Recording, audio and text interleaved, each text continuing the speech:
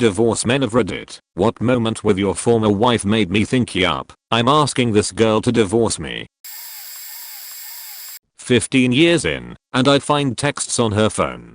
Completely blindsided. No clue she had it in her to cheat. Told me it was just texting. Begged for forgiveness. I caved. A month later, checked the phone bill to find that it never stopped. Confronted her again. Cue more begging and more denial on my part that she would let the life we had built go down in flames. This went on for a few months. So many promises. One night, I caught her on the phone when she thought I had left. Suddenly it's not just texts. Sometimes it was phone calls too. Just a friend she could talk to that she'll let things go too far with. Promised to break all contact. Swore it was never physical. Then I found emails. She detailed things that made me sick to read, but also included descriptions of his house. She broke finally, but swore it was all just in the line of duty. That's how she met, you see. Visiting nurse service, and this guy was a client. Promised she was done. Loved me, you see. No chance she was going to let 15 years go like that. I wasn't buying it anymore though. She announced she was going out one night with a work friend. Promised they were only going to the bar, then she'd be home. Maybe late, but not too late. She had taken over her own phone account by then, but wasn't bright enough to understand that Google attitude was still showing me where she was, and I wasn't about to show my hand.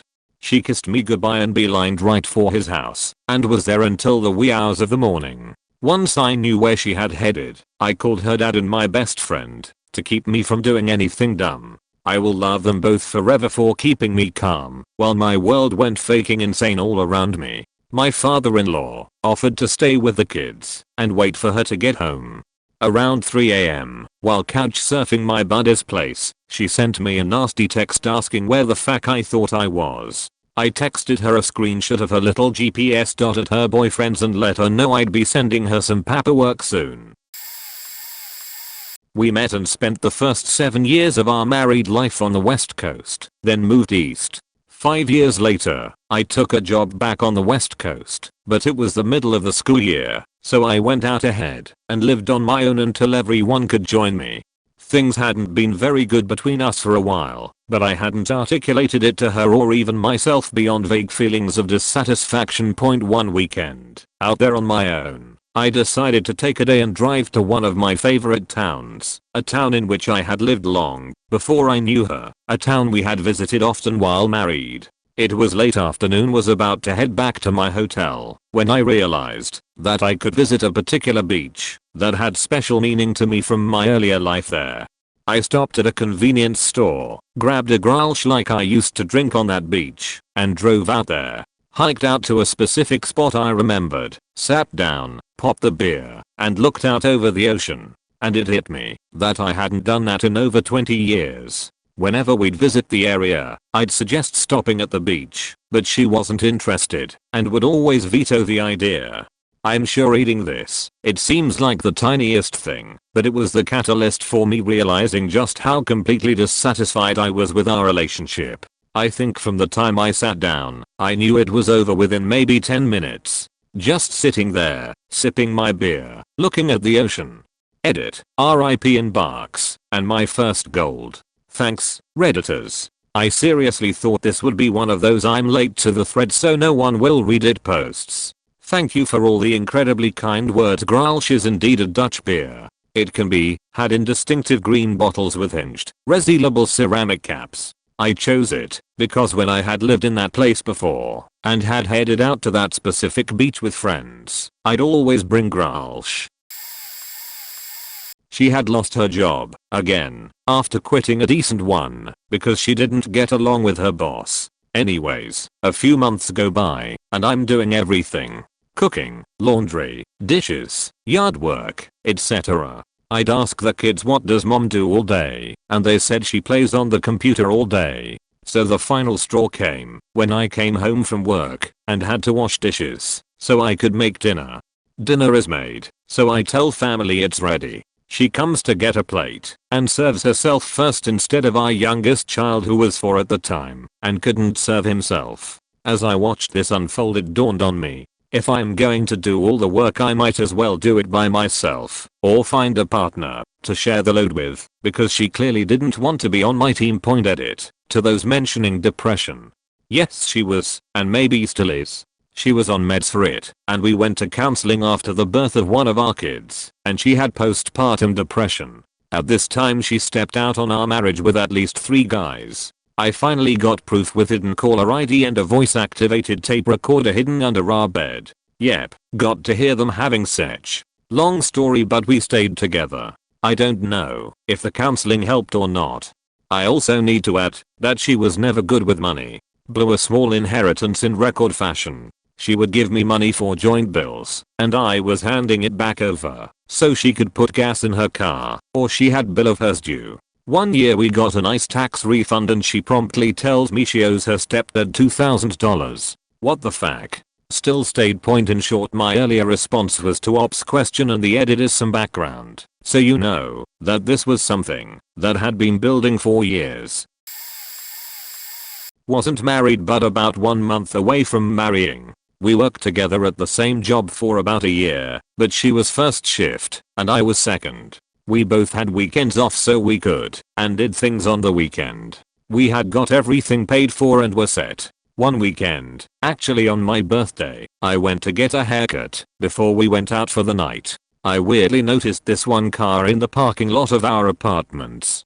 Think too much, as there was a shit ton of cars that would come and go. She had gone up to a casino with her mom the previous night and stayed overnight. That wasn't uncommon as they were both huge gamblers. I got back and did some cleaning, and she walked in. She looked at me and threw her ring on the table and said, "We need to talk. I think I like Joe more now and decided I want to be with him. I don't need the ring and you can cancel the wedding." It all clicked. That car I seen was Joe's. She didn't go up to the casino with her mom, but with Joe instead. Even more faked up as I called her mom to see how close they were to home, and she covered for her daughter. I then come to find out her friend Joe was her ex-lover, who also broke up her last engagement. He was always trying to befriend me too, and act like we were best friends. I have never felt less of a man, more ashamed and hurt than when this happened. I sacrificed a lot for her. I was there doing anything and everything for her and her family when her dad very slowly passed away, and she ends up treating me like a pet she could get rid of when she got bored. I still can't remember a few months of time after that happened. I was in a bad place. Edit. I just realized I never finished this up. It took a while to get my head straight. My best friend of over 20 years, to me a brother in family, helped me out so much. He made sure I was going to be okay and took me out to blow off steam. We took a awesome trip to some funner spots with a few other people. I owe him so much for the help. My family really helped too. I ended up meeting my fiance now about 6 months after I had that cheat happen. We have been together for over 5 years and we will be celebrating our first daughter's birthday on June 29th. Amazing what has happened since then. My one advice is, don't ever give up or think you are worthless. You are worth everything to somebody out there no matter what. I can say I'm almost embarrassed by how I reacted back then. Lol. Edit again. I never expected this to get this much attention. Thank you everybody for the kind words. And yes, my ex and I were together for about 4 years. I will say, after I met my new fiance now, about a month into dating I got a new job and got to say good riddance to the last of my ex. One of the greatest things ever. The oddest thing too was my best friend who stuck with me actually had his dad pass away my last week at work. My last day, I had told them I needed to leave at 3 PM to go help my best and his family with last minute wake and funeral stuff. They told I can't leave and they won't let me. After how my ex got everybody there to somehow feel really bad for her about leaving me, and I got left with people telling me how they feel bad for her, I just dropped my sheet on the ground and left. I remember the supervisor saying you are going to get into lots of trouble, and I looked at her dead in the eyes and go, what? Am I going to get fired? And just started laughing on my way out. I worked, she played. She woke me up in the middle of the night to grab the extra blanket off the bed. I expected to find her disgruntled on the couch alone the next morning. I found her in the guest bed with another woman, both naked. No forewarnings or clue-ins. Just despondent betrayal. I woke her for answers and got a whole lot of mumbles. Decided to split for space. That weekend we both ended up at the same bar on the same dance floor. I thought she'd followed me there to make amends. She'd brought the same girl and completely ignored me when I called out to her. When I walked up to her, she pretended I was a stranger. I told her I'm not going to play any games and didn't know what was going on. She said she didn't want to be married. I gave her the ring back and went to tell my friends goodbye that night. I didn't want to tell them why. I felt so embarrassed. She saw me talking to my friends and decided to make out in front of us with her new woman directly on the dance floor 8 feet away from where I stood, while everyone stared. Looking back now, I realize she probably was scared to come out. I can give her credit for that. But she was an awful person for the way she did it and for never having the courage to say to my face whatever she was feeling. I thought we were best friends. I thought we were going to be together forever. She asked me to marry her. Now I'm just grateful for not being with a liar and a coward. I've made a fresh start. Sold everything. Traded my entire wardrobe and style to feel like I'm in a new life.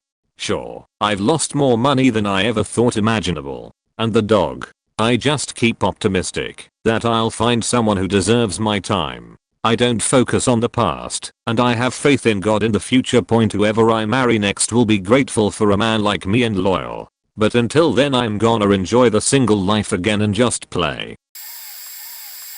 My wife at the time told me that she had called a local radio station which often discusses hardships that military families go through and sometimes gives away $1,000 to a family in need of help. She said that she informed the radio station of my deployment and how I didn't come back the same, and she told them about our daughter, 2 months premature and only 8 months old at the time, who had numerous health problems.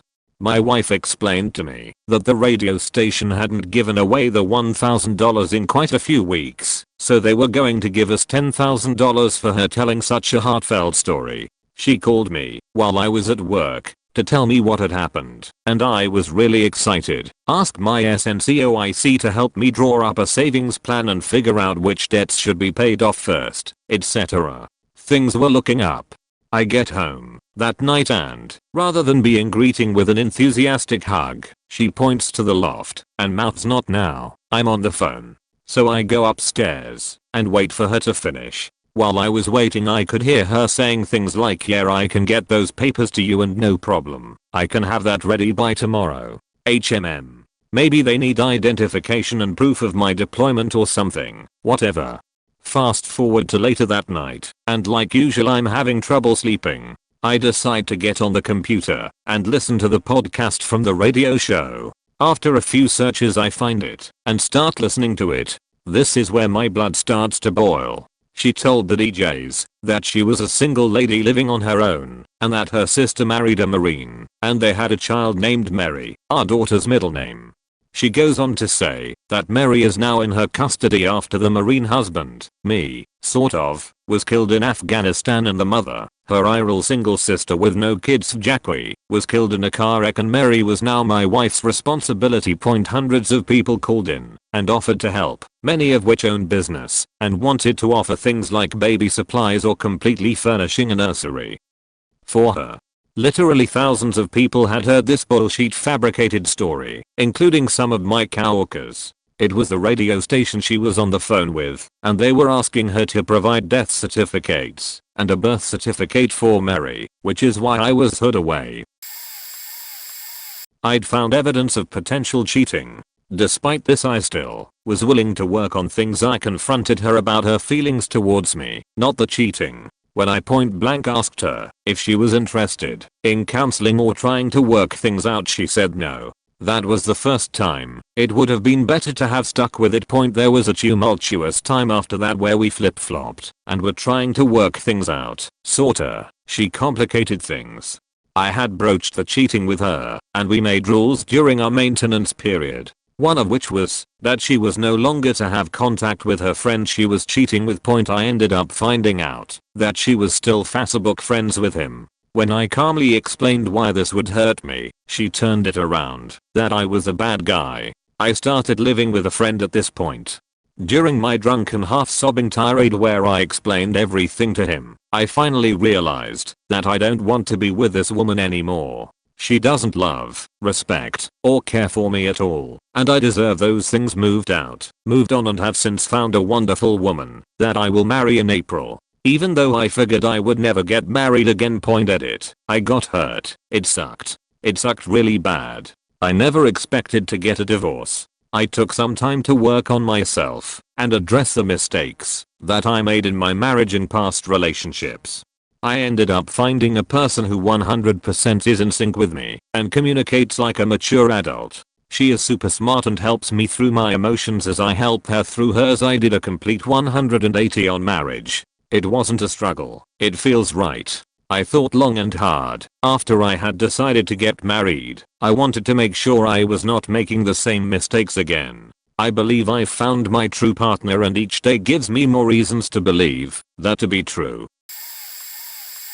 We were together for 4 years, married for a pube hair over a year, when I was working 2 jobs, considering a third, and she sat at home, unemployed, again, for the 5th time in a 6-month period. They don't respect me. So she quit. This job isn't fulfilling. So she quit. Everybody gangs up on me. So she quit. etc. Our young puppy was not taken care of. House was a mess and I just worked anywhere from 10 to 14 hours. But sure dear, I'll walk the dog and do the dishes and get the laundry going. No problem. Watching TV or reading are difficult things to do all day. Then I call her one day from work, excited that I'm getting out early. She says she can't talk right now in a hush-hush manner, and a man's voice in the background. You can't talk right now? Why not? You have no job, and don't do a goddamn thing around the house. Beach what? Who's he? What the fuck is going on? So I'm working my dick and balls off to pay our bills, and provide for us, while you fuck around. I don't think so. She decides to stay with some family, to take time to figure out if we want to stay together. I was so blindsided by everything that was going on, and said we should talk and resolve this together. Why take time and separation to decide? Well, because this way she can fuck everyone she sees between our house and her mother's house, of course. She comes home one day because she needs clothes and puts some old, random clothes in a bag, but sneakily grabbed all of her lingerie. I didn't notice until I was putting away the laundry she didn't do and noticed it was all gone. That was the moment I left. I didn't give a fuck anymore. I'm done. It's not worth it. The lies, manipulation, selfishness, all of it. I'm done. I'm not going to be your little bitch anymore. No more free meal ticket for you, ya cunt. Then, for her final power play, she did the classic I'm suicidal, I'm an alcoholic, bipolar sex addict, and went to a mental hospital. She was released in 3 days, diagnosed with nothing. By beach. As much as it absolutely kills me, I even let her keep the dog, because it would be a better life for him. She has a yard, and her family's dogs, that he grew up with and played with. I had to move to my parents' basement, with no yard, and I work a new job on an off shift. Now I'm moving across the country, with a better job, with a better prettier woman, in a better town, minus a complete psychopath. Even if nobody reads this, it was slightly therapeutic to type out.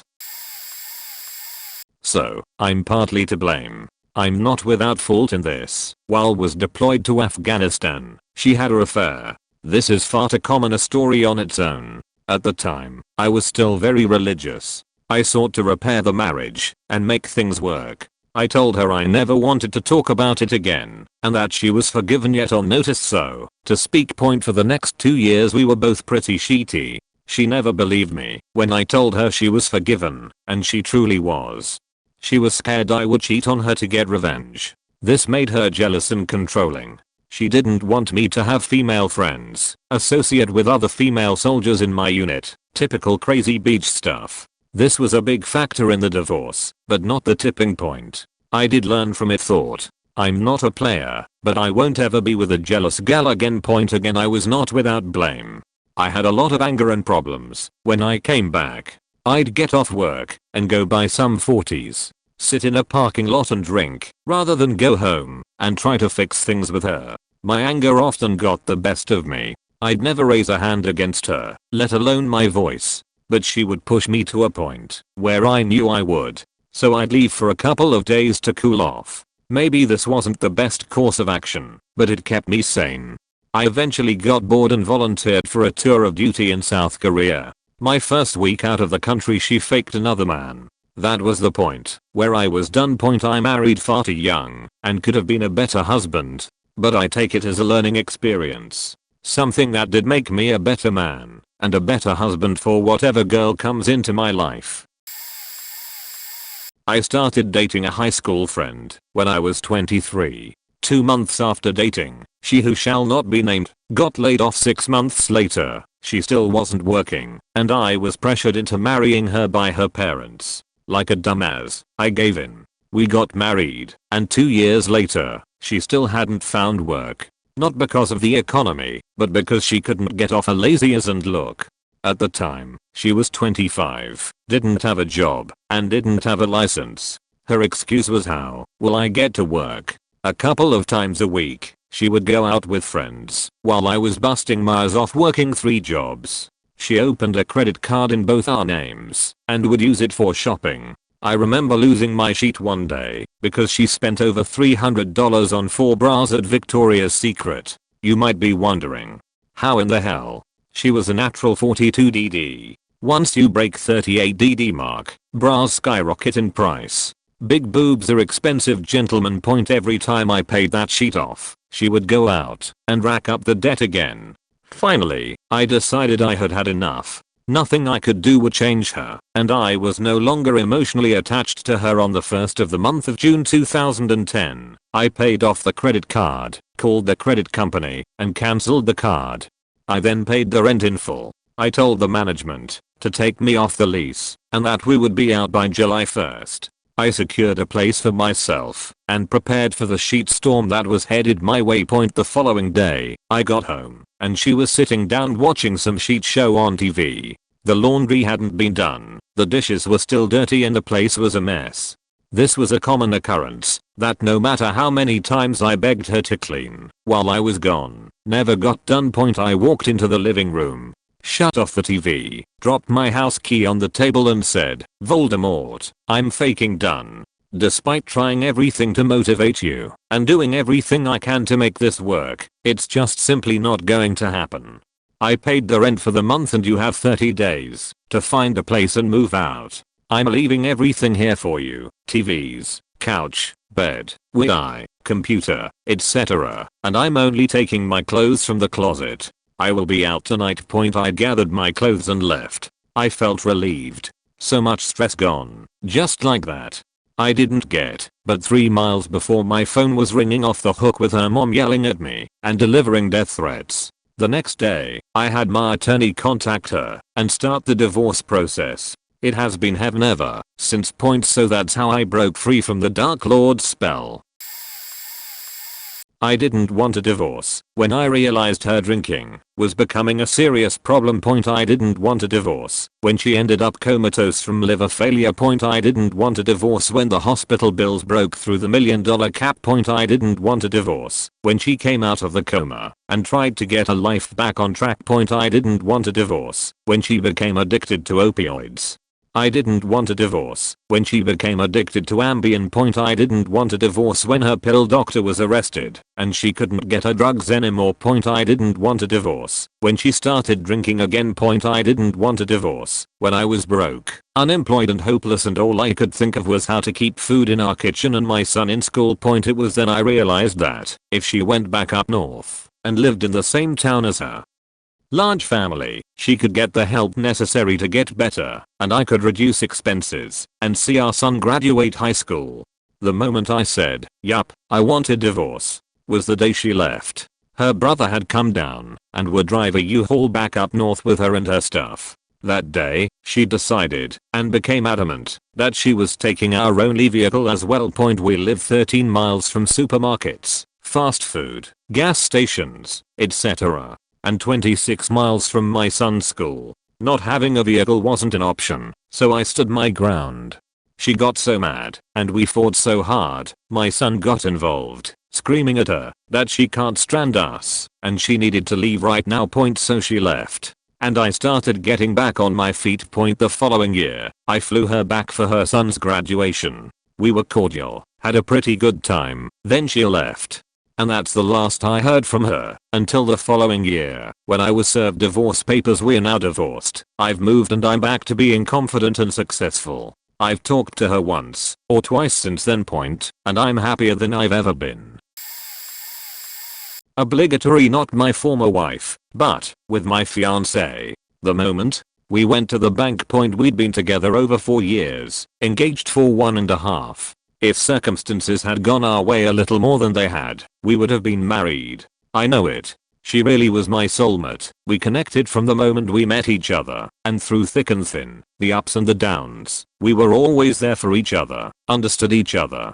We'd been saving to buy a house together. That was the plan. Buy the house, get married, settle down and have kids. She had a debt issue. I knew that when we first started dating, but she'd been working to pay it off, and she had, and here we were, ready to buy a house. This was our year. We went to a couple of open houses, for fun, to see what we could afford in our price range, to imagine ourselves living there together, snuggled up watching TV, or laying in bed with a book, or breakfast in bed together, or whatever. It didn't matter. Just her and myself in our own home together. We went to the bank together, mostly for my own financial purposes, but when my advisor asked if we wanted to get a mortgage pre-approval, just to see what the bank said we could do, why not? We weren't going to rush into anything right away. I said yes. She clutched my leg and said no. We left. Nerves, she said. It's a big step in our lives together. I knew that. The thought of going to those open houses terrified me. Before we did it, we were crossing that boundary between just talking about it and it's real. I'll let it be for a while. Not a big deal, but something didn't sit right. After dinner I sat her down, asked her. Nerves, she reaffirmed. I still didn't buy it. I pushed her to tell me. I knew something was up. She started to cry. If I tell you, you'll leave me. I told her I wouldn't. I couldn't. There was no money. The substantial amount of money she assured me she was saving up didn't exist. She had nothing. And not just nothing, but the money she claimed she had she was actually in debt to the bank for. The amount she told me she was in debt for when we first started dating, that was a significantly reduced amount. I was in shock. I went into the shower and cried like a baby. Our plans, they never really existed. My fiance, she consistently lied to me for over 4 years. I couldn't believe it. She threw away so much money to keep the lie going. She needed a new car. I told her she could afford a new one, so she went and bought a brand new one. She spent a ridiculous amount of money on me and my family for Christmas gifts, pretty much gifts for any holiday she went big for. We even had an evening out celebration of her paying off her debt. Finally, it was supposed to mark a new beginning of our lives moving forward. It wasn't real. She even picked on my own family members who were irresponsible with their finances, with us never realizing that she was potentially even worse off. I didn't sleep on it. The next morning I helped her pack her things and she left. I cried again. But 2 days later I asked if she wanted to meet to work things out. She agreed. I thought I could look past it. We tried for a few more weeks, but I couldn't. I couldn't look at her the same way. I couldn't trust the words that came out of her mouth. I left for a second time. A month later, after lots of introspection and reflection, I saw her side of it. The embarrassment of revealing the debt in its true form in the first place, then the realization that the hole was dug too deep and there's no way out. I sent her an email asking if she wanted to talk, not to commit to anything, but to see if we could slowly rebuild what we had together. I still loved her with my whole heart, and I wanted to make this us work. She agreed, and we started talking. Then the second moment came. In the few short weeks we'd been apart, she joined Tinder, which wasn't a bad thing in and of itself, but then I found out she'd been on 4 separate dates, or so she says. 3 with one guy. She hated it, she claimed. She said she compared them to me, but they weren't the same. She did it to try to ease the pain, she said. It didn't make sense to me. Couldn't she have figured that out from a single date? How did she make it to 4 before this realization kicked in? I dreamt at night of her, dressed up as beautiful as she always was, but with someone who wasn't me. At a fancy restaurant, the kiss afterwards, the ride home together. I couldn't do it. She swore she never had sex with anyone, but she also swore up and down that she never had anything to hide to begin with. I couldn't do it. I couldn't trust that she was telling me the truth. And I thought I knew when she was lying, but she did such a good job pulling the wool over my eyes that I had no idea what to look for, what the signs would be. I told her I couldn't do it, and I stopped talking to her. That was a week ago. I miss her terribly, I really do. I still love her, no less than a week ago, or a month ago, or a year ago. I wanted us to work out so badly. But that once a combo of the lying, then jumping straight to dating other men so quickly, she never even reached out, never said hi, never asked how I was doing. She isn't the same woman to me who I thought she was, and that's what's tearing me apart inside. Because in my heart I still have my baby girl from 2 months ago, when things were perfect, and I was blissfully ignorant, and that's what I want so badly. But I know it shouldn't, can't, be. The woman in my heart is gone, and I don't think she ever really existed in the first place. I don't know what hurts more. The fact that she lied, or the fact that she maybe didn't love me as much as she said she did, not enough to deter her from seeing other men. I'd been married for 14 years. We split up the day before our anniversary. I was faking tired. When I had something happen to me, it wasn't a problem. When something happened to her, it was the worst. One example is a year-long cardiac issue on my end. Arrhythmia, stress tests, Holter monitors, specialist appointments, that sort of thing. On her end, one time she forgot to eat lunch and choked on some too hot food and hit her head when she passed out. Those were, in her mind, equivalent. There are other examples. When I lost my job and told her I was having trouble mentally, she told me, quote, "Just try harder," and that was the sum total of emotional support I got in 14 years of marriage. By surprise one day, I found out I was seriously sensitive to a medication. I passed out for a couple of days, did a lot of vomiting. My body kept throwing firmware errors when I tried to wake up. Not a username joke, it's the best way to describe it.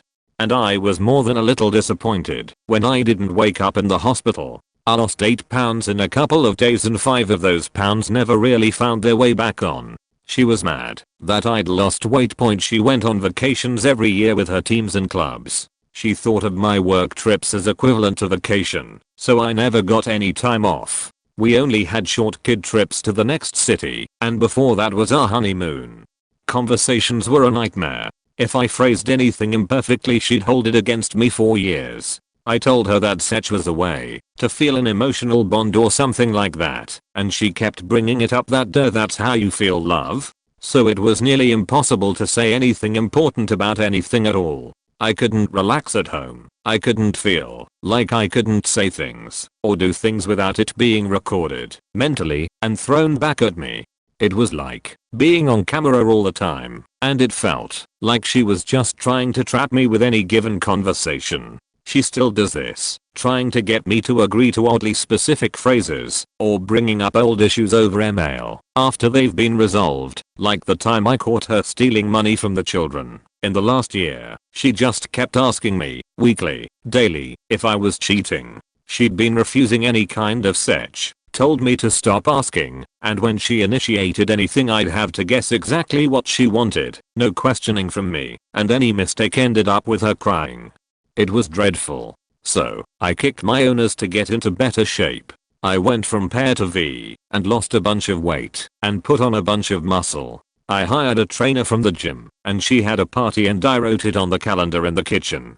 Who is Susan, accusing me of flirting with the clerks in stores when I was there with my ex. I still remember her saying, in bed, that I'd gained a lot of muscle, and I was sad that she'd noticed, because she really shouldn't have taken so long, that she should have noticed. In counseling, she'd said that she never asked me to do any of the fitness stuff, and my inside voice was screaming, yes, you did. Every time you said I wasn't sexy enough. I ended up losing a total of 90 pounds from the time we met to the time we split. So yes, I looked at porn. She was fine with it at the start, then somewhere along the line she conflated born and cheating, and eventually even masturbation and cheating. The damnable thing about this is that, if anyone knew much about me, you'd know how much I dislike germs, so no, I wouldn't put my lips or junk on a stranger's face and or tackle a box. I tried to explain that, look, if I won't eat leftover desserts from the kids' plates, what makes you think I'd be comfortable with cheating? I discovered later that there was a very high likelihood that she had cheated on me, and more than once. I suppose in retrospect the conversation that started with how chlamydia can stay in the body for a long time should have been more of a red flag. We were each other's firsts, and at some point I developed HPV, but who knows where that came from? I suspect some of her major health issues stemmed from complications from an abortion after I'd been sterilized. In all honesty, whatever, I don't care about her anymore other than I hope she's healthy, because we share custody of our kids and I don't want to go to her funeral until the kids are a lot older.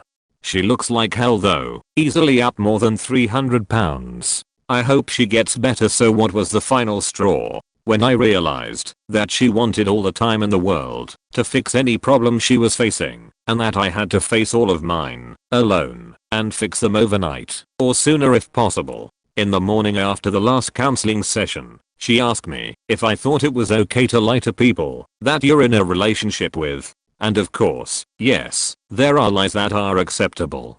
I went to the anniversary dinner alone. The waitress camped my meal point sometime after the split. I was talking to someone online about his ex. He was beaten up on the regular with her flailing her forearms at him, making her physical abuse look like defensive wounds, and like he'd grabbed her hard. He was only able to escape once cheap cameras were available and easily hidden. When he heard my story, he said, "Amen, brother," and it wasn't until then that I realized that my ex was an abusive cheater that kept gaslighting me. On the upside, when the divorce was finalized, the papers were ready a day early, so I went and got them and posed with the process server for a Facebook photo. It was a regular Thursday, but my American friends wondered in amazement how I got served on a holiday. We celebrate our national holiday a few days earlier up here, so I was given my divorce papers on Independence Day. We ended up in a long distance situation, and I was going to get a green card so I could live with her for months. She had been slowly losing interest, but I tried to make it work. She got less and less enthusiastic about spending time with me as the days went on. Anytime I tried to talk to her about things, she'd get super angry and dismissive. Overall I was miserable as hell, but desperately wanted to save our dying relationship. Then she ghosted me for a week, then came out of that saying that she was not happy. We agreed that we needed some time to think about what we wanted to do. I decided I no longer want to be miserable. I needed to put my foot down because frankly, the way she was cold toward me for so long was not good enough, and I was not happy. Was not a justification for months of getting the cold shoulder. She could have said something months ago, or talked to me about it earlier instead of getting shitty at me and acting like nothing was wrong. So after that, I put my foot down in early February. I told her I wished to go our separate ways. The real kicker? 2 weeks ago I got a letter saying my petition for the green card has been approved. What would have been an exciting time ended up making me very depressed. A woman here with an ex-wife, so I'll toss my 2 cents in. She was a vegetarian. Fine. I was making a bacon dish to take to a night party, and she started telling me I was overcooking the bacon. This, out of context, might seem like nothing, but she was constantly critical of me. She refused to drive, but would tell me how to drive all the time. Told me I was too ditzy to manage without her. Would go through the trash after I threw anything away to see what it was and if I was allowed to throw it away. The bacon was the last faking straw. I asked her if she was going to have some. She said no. I said maybe, in that case, she should just let me fuck up the bacon and keep her mouth shut. I worked full-time and over full-time to support us because she was new to the country and could not legally work. In exchange she did next to nothing. She didn't clean, she didn't cook anything, she just behaved like a child, made huge messes, then expected me to come home from a stressful job and take care of it all. We talked about it, she'd agree, things would be fine for a few hours, then the pattern would repeat. I was not allowed to have friends or hobbies. She'd get mad, we were both writers, if I wrote with anyone else online. She'd accuse me of cheating on her, even though I'd show her every story and every message. If I wasn't paying attention to her, or 1000% every second of the day, she'd get pissed off. She'd get pissed off if I went to lunch with friends without her. She expected to be an appendage, not a spouse. So many more stories. So glad I got the fuck out of there. She asked me if I was going to buy her a new iPhone. The night before she called the cops with false allegations of abuse. She told my sister that she had an ugly baby. When I said I wanted to name any future son of mine after my friend who died in Iraq, she told me he had an ugly name. She told me she wished I was still overseas after 3 separate deployments. Man, the list could go on. Best divorce ever. Edit. Fuck it. She wouldn't take me to the hospital for a mandatory appointment and told me to drive myself. Surgery on both eyes. She openly admitting to hoping my father would pass away for inheritance purposes. Maximed out a credit card. I couldn't afford a packet of gum because the whole paycheck was spent. The day of that paycheck being put in my account, I was deployed. Told her parents that I was spending all the money so that they would give her cash, and I didn't know about it till we started the divorce. She claimed I owed them money due to this in the settlement. After introducing her to my friend and his wife, she said only lesbians join the army. This was right after my friend's wife just said she used to serve in the army. She said that within 2 minutes of my friend's wife saying she was a veteran. This is the best thing that ever happened to me. So no shit, there I was. I was driving home from work and a really weird text message and phone number that I didn't recognize pops up on the screen of my iPhone. The message said testing 123. I began starting to type back, who is this? And another text message pops up that say I'm getting the message. Then this is my new number. So you have it now. So I stopped typing and didn't send it. Then, still a little puzzled because I don't recognize the phone numbers, a text conversation begins. So I just sit back and watch. The highlights of the conversation were that was so hot. How do you think I should tell him? And he is so stupid. Along with I wish he was still out of town so I could be with you tonight. I had just returned from a week-long business trip the day before. And other insulting and incriminating banter. As the conversation progressed, needless to say I figured out who at least one of the texting people was. I arrived home from work and confronted her. She of course appeared, faked, to be completely shocked that I would even question her purity and virtuousness, and denied and then denied it some more. This of course began to exponentially disgust me. I mean, no, when you're busted FFS. I won't even leave out the part where I told her she's a dirty hoe, a horrible human being who doesn't care about anyone but herself, and a liar, etc. We had 2 kids, 2 and 5 at the time, so I was the most pissed about what she had just done to them. Nonetheless, she continued to deny it, so I started reading her text messages to her. So faking busted. Oh, but wait, it gets better. It seems that she had secretly bought a new phone that she could hide in order to be able to text her new squeeze without me discovering any accidentally not deleted photos, emails, text messages, etc. Which I'll get to in a moment. But she of course was going to need a playlist with some good Sech music, so she, being technologically illiterate, plugged her new phone into our computer in order to download our music from iTunes, but didn't know what she was doing, and voila, I start receiving her text messages.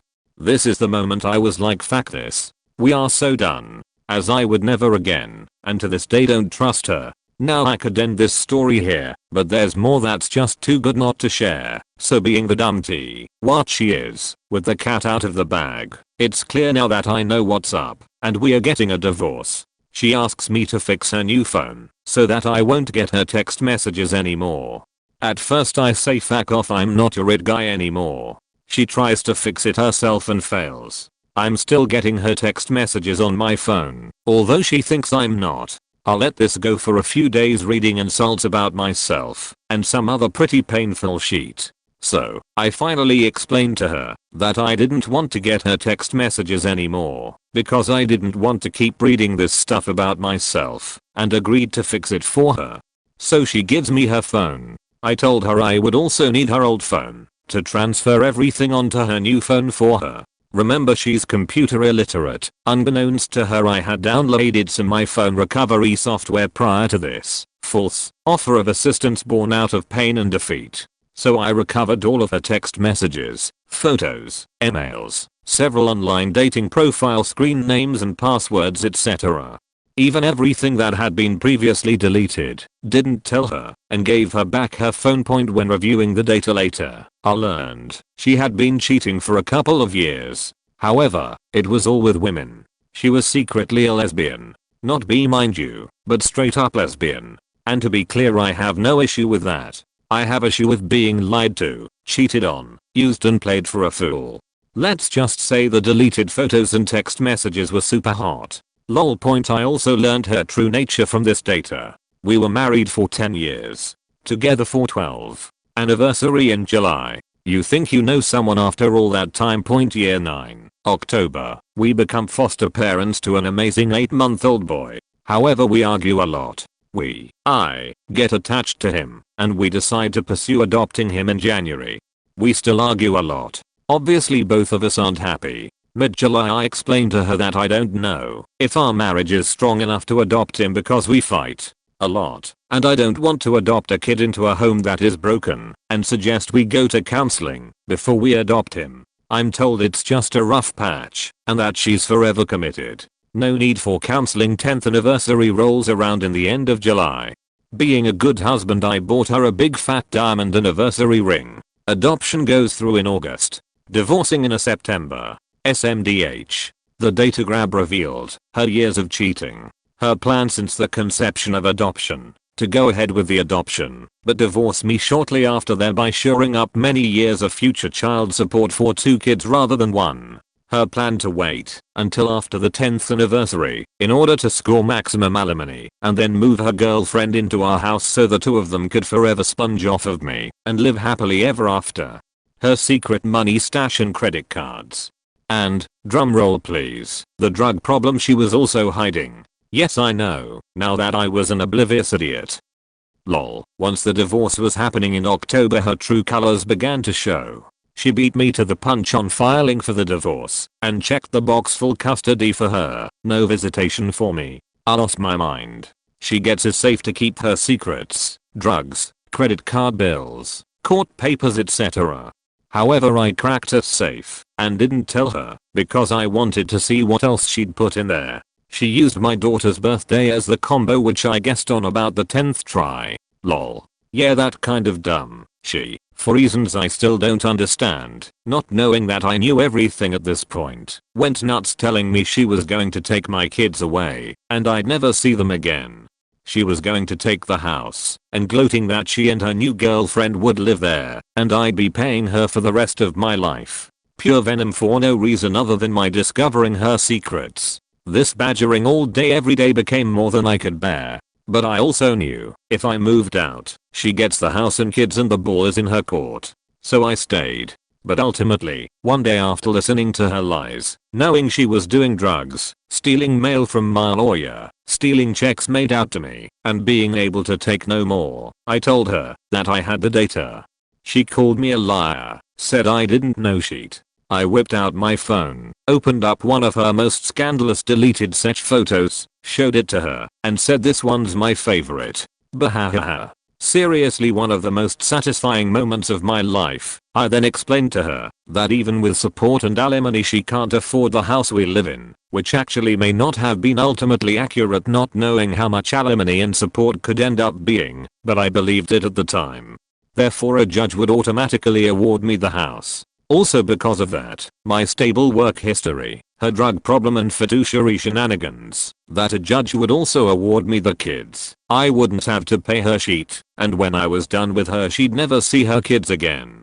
All I'm going to say is it was faking priceless. Lol. And my lawyer was awesome. Long story short, she realized I was right and begged me not to take the kids from her. Although why should I even listen to her? She was fully prepared to completely fuck my life and her kid's life up, just like she was faking her own life up. This is long. Lol. I'll just sum it up by saying I agreed to give her 50/50 custody after a hab and showing me she had her sheet together. I didn't want my kids to not know their mother even if she's crazy. They deserve to draw their own conclusions and I know they will. However, she had to agree to give me almost everything. The house, truck, trailer, motorcycle, retirement, agree to minimal child support and no alimony, which she did. I did agree to split the savings with her if she gave me back the diamond anniversary ring. So, take that beach. You just got beat at your own game lol. Now I'm the happiest I've been in 10 years. Enjoying my freedom, dating and just generally having a blast. Best thing that ever happened to me. I was deployed to Iraq in 2009. I know. I haven't even read the comments on here yet, but I'm sure there are about 100 of these stories. And my wife went to live with her mom in Texas while I was gone so we could save money. About 2 months in, things got strange and I see this guy all over her Facebook. I asked her about it and she said I was just jealous and it resulted in a fight. A little while after that she sent me an email that she has a crush on one of her friends. Big fight occurs over the phone. I told her we need to go to counseling, but she can't hang around that guy anymore. She said no, because that was her only group of friends and blah blah. I faking conceded and dropped it. I knew I could do nothing while overseas, and the fighting was a severed distraction while I was over there. But I then had the bright idea to look at our cell phone bill. And what do you know? This same number is calling her at all hours of the night, almost every night. I call it, and it's some dude, and I put the pieces of the puzzle together. I tuck that away in the back of my mind. I come home, and things are okay. But she's acting shady with her phone, and getting strange texts from a girl's name, saying babe and I love you. I remember about the cell phone call log, and realize she's talking to this dude while I'm at work, still in the Marines. So after a few days of not looking forward to the convo, I confronted her. She initially lied, but eventually came clean. We separated right before Christmas and divorced that spring. One thing to note, I really chose to ignore reality to get through the deployment. Once I got home I just wanted someone to be there. That's why I didn't ask her more about the guy after a while. My ex-wife had a history of sociopathic tendencies while we were dating. At 17, she told me her parents were killed in a car accident. When we drove through a particular intersection on a date, she started bawling. That was the spot. When I tried to introduce her to my friends, she aggressively asked their names and then claimed to be very sick and she couldn't go. Turns out she was using a fabricated name. That was a deal breaker, and I later found out her parents were well and alive. I found this out because the promise ring she gave me was actually her grandmother's ring, and her psychotic mother called me demanding legal recourse if I did not return it. Fast forward 5 years, and she contacts me out of the blue telling me how everything is better now with counseling, and she'd like to meet as friends. We go on a few dates, hook up once and bam, she vanishes. As like a complete ghosting. This was in 2003. Fast forward again 4 more years and I randomly hear from her on a group email about a wine party she's hostessing. I was just getting out of a 3-year relationship and we started talking a bit. She invited me to see her. Long story shorter, I did. We hit it off. But the constant questioning of her lies, a miscarriage, random midnight texts and phone calls, flirting, stuck with me. After I proposed, things were great at the time and she looked amazing. She refused to wear her ring because it reflected her tips at the restaurant. Red flag. 2 weeks before the wedding, she took a week trip to Minnesota and was practically unavailable, but going out every night with friends. Later on, these friends she spoke of were sending her personal CDs, and she went on my Facebook and blocked them from me seeing messages to her. Turns out she was hooking up with one of the guys in her mother's driveway. The day before our wedding, we filled out the paperwork, and she listed this as her second marriage. I asked her about it, and she lied through her teeth about having some drunken and old marriage she claimed she told me about.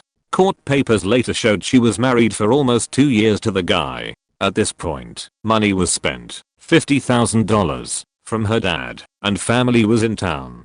Within a year I was finding love letters and the norm for cheating. After a blowout fight and macup, she found out she was pregnant. I questioned her about the DNA testing, and she told me she'd divorce me if I did one. I realized that regardless of it being mine or someone else's, her family completely disowned her. She had no money, and if in fact the baby was mine, I would never want him on the street. I let her stay and we occupied different rooms for the majority of the next few years. The final straw was her taking her best guy friend to a wedding I couldn't attend, apparently staying for about an hour before leaving. My brother was at the wedding and confirmed this, and spending the night with this guy. I confronted her the next day, and she told me I was jealous. That night I woke up to the two of them in each other's laps watching a movie at 3 AM. My disliking of this was again told that I was jealous. So, 2 weeks later the asshole shows up at my doorstep when I'm slammed with work all weekend. I knew at that point that shit wasn't right. It was around Thanksgiving. I went to the store to get stuffing for the cooking turkey, and when I offered to take her friend, she told me no, I'd corrupt him. I used one of my music recorders, turned it on, and slid it under the couch before my son and I took a nice long trip to the store.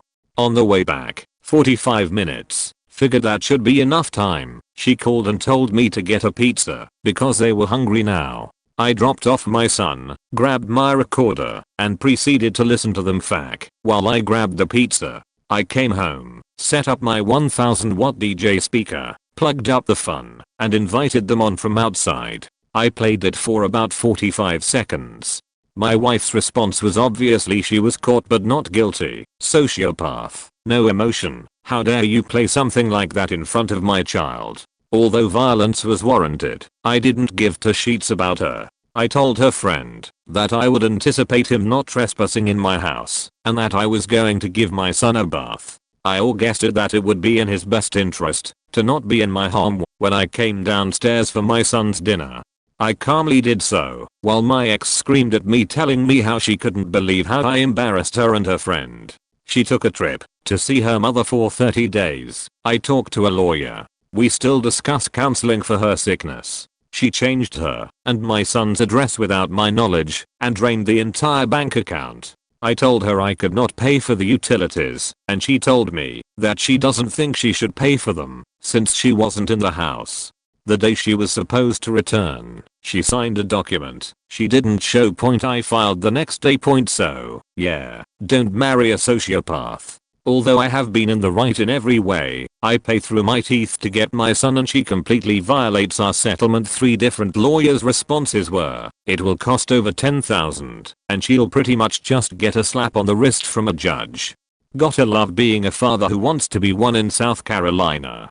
And, my child support in the private school she gets to send him to takes about 50% of my income. At least I have an amazing son and a faked up story out of it. And my parents like me a lot more, since I love with them. She ended up remarrying one of the barfly bachelors from the restaurant she worked at a year later. The same guy that would brag about his womanizing and threesome escapades. When she drove home at 4 AM, wasted hour of her mind for the zillionth time, and passed out mid-text message, I started reading and realized she'd been having an affair for the last couple of months. She was an alcoholic and had cheated on me in the past, but this was different. I realized that she couldn't be a mother to our son anymore with her issues, and she had started looking for a new meal ticket the second I was laid off from my job. My divorce went better than others. I got semi-faked financially on our debt, but I have full custody, and she is ordered to pay me child support. She doesn't. Things got nasty when I asked her to move out, and she got physical with me again, but this time I called the cops. Holy shit, is discrimination against men real when it comes to these things? I thought I was gonna be the one to go to jail. They asked me 100 times if I hit her. I didn't. They asked me what I did to provoke her. They refused to take pictures of my bleeding head injuries and implied I did it to myself. The lead cop was a lady cop too. She should have gotten a felony for PFMA in front of a child, but of course, even though she was drunk and I was the one who actually took care of our son all the time, the cops asked me to find somewhere else to stay for the night and they refused to arrest her. I feel like if I was drunk and beating the shit out of my wife in front of our kid I would probably still be sitting in jail right now. But I guess you get a golden pass if you have two X chromosomes in our criminal and family court systems.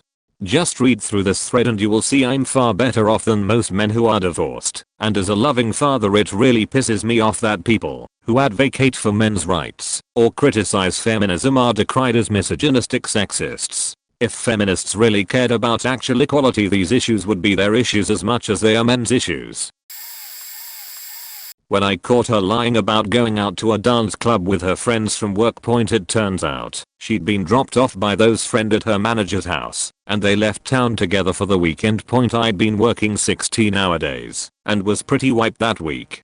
She wanted to go dancing with her friends in Houston and stay over the weekend, which I was fine with. I had my suspicions because of texts that previously popped up in the middle of the night. Once, I reached to turn off her phone and saw a text that said something like "I'm glad I kissed you."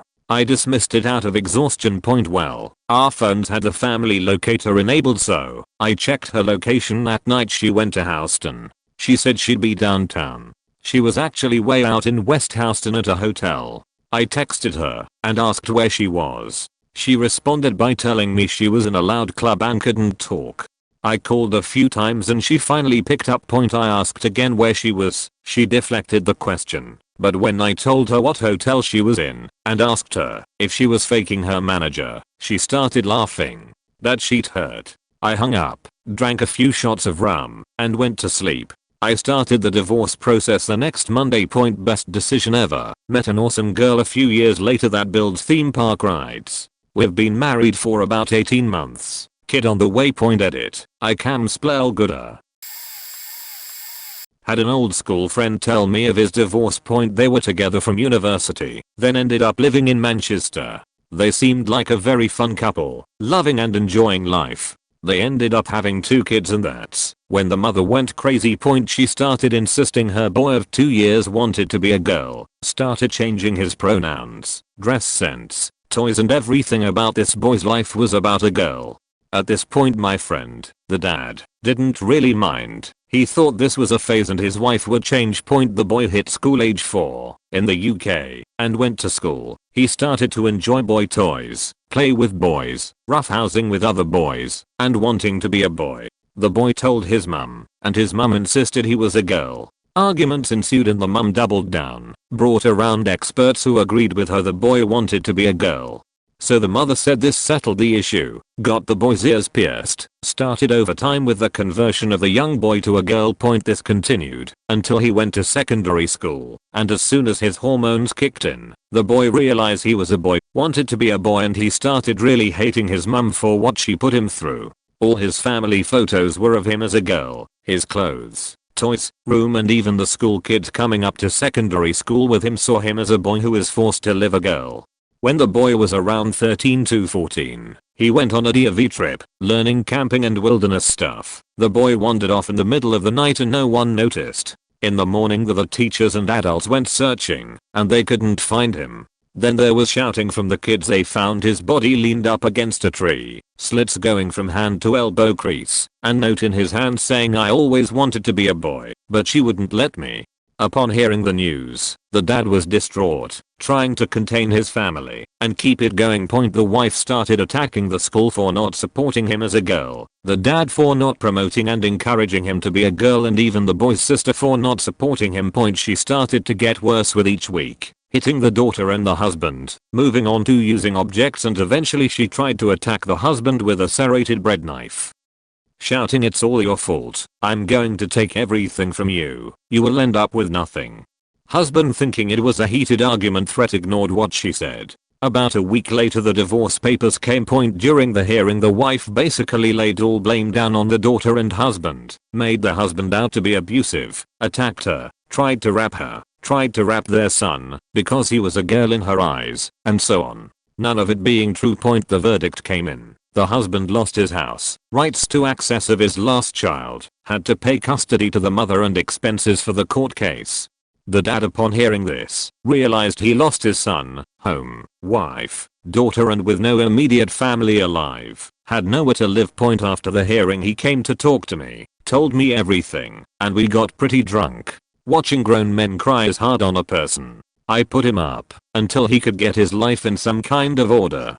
The next day a dog walker found his body at a spot overlooking the countryside. He hung himself on a tree. The mother is alive, and so is the daughter. No idea where they are, but I did see them moving out of the house. At my friend's funeral, there was me, some more of his friends, and that's it. No ex-wife or daughter. First time I've shared this, and it's hard to repeat it.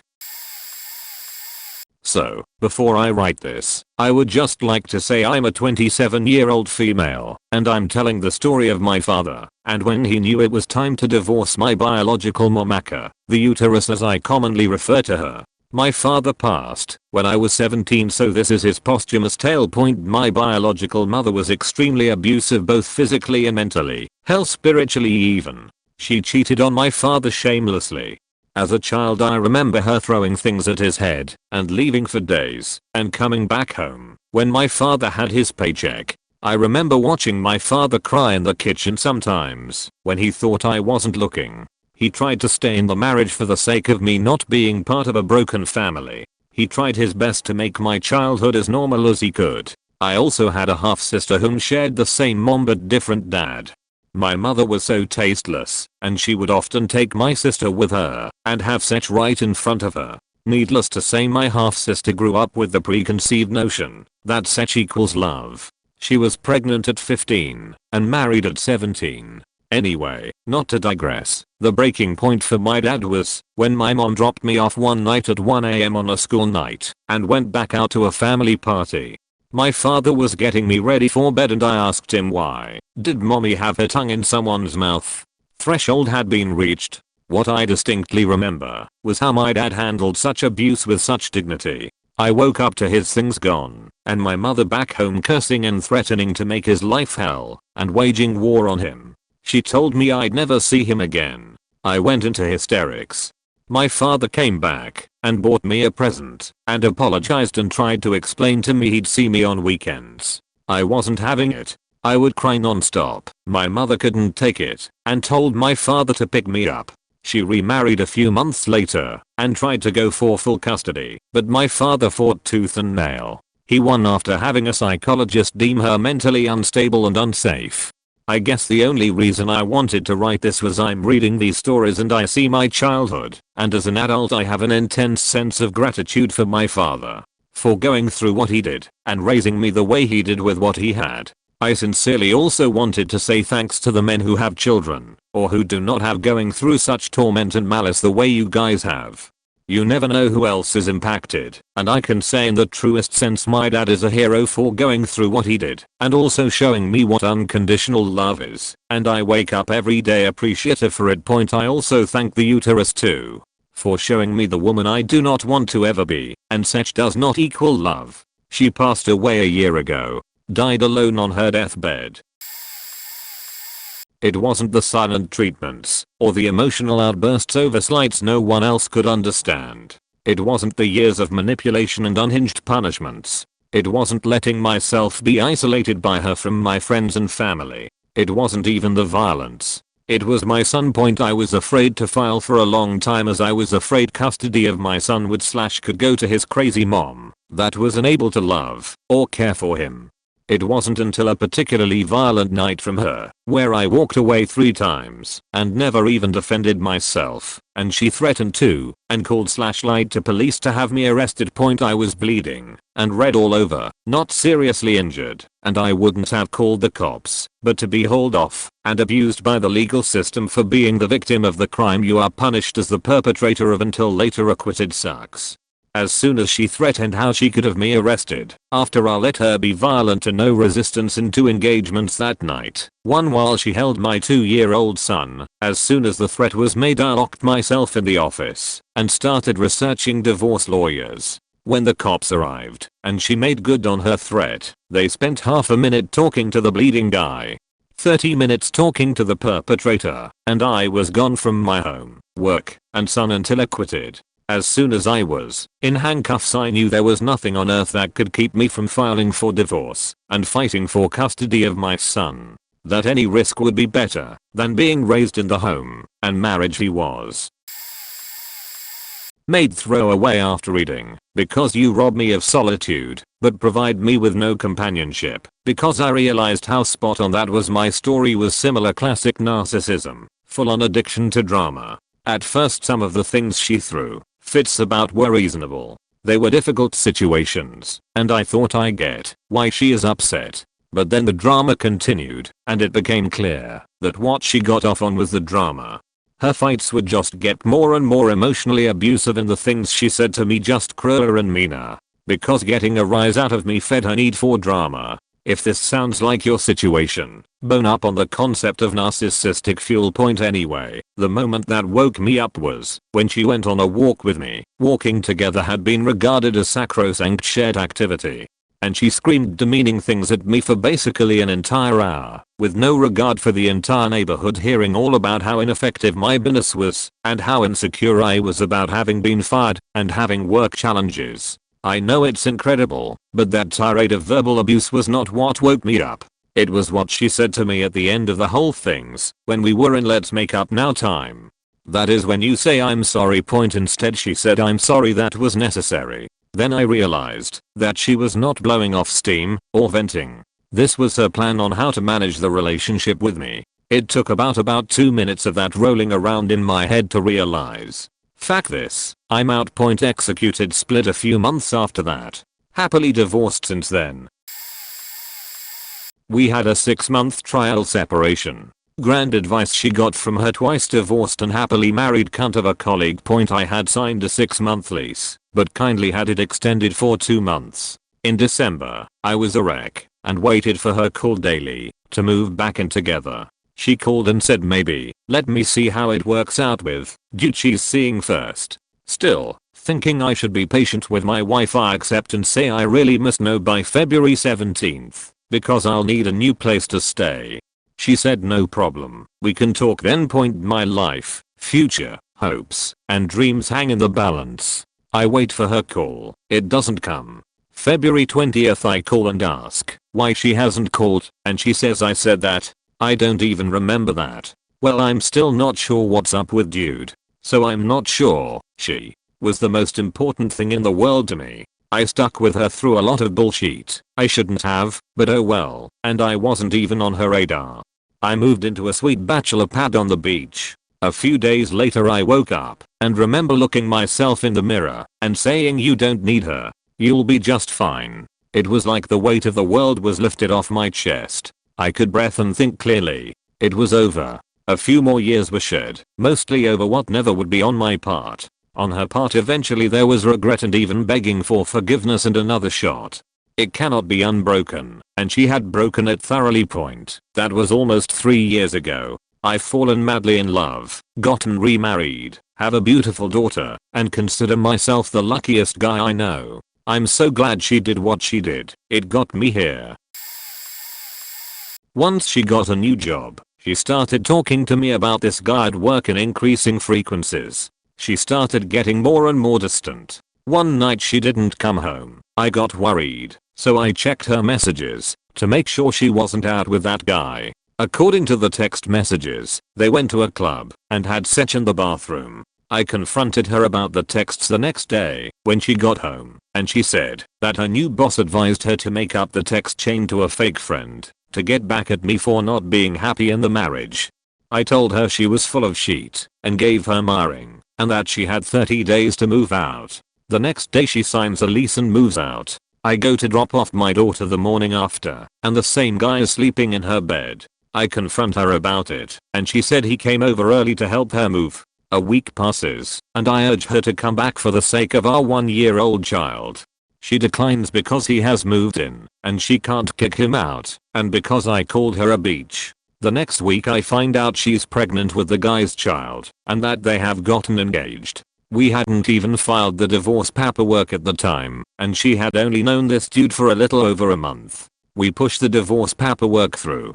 Fast forward to the present. 5 months later, once the divorce is finalized, and she said she's sorry, it was a huge mistake, and she still loves me. She's still pregnant from the affair, How could I ever have anything but resentment for that child once she gives birth?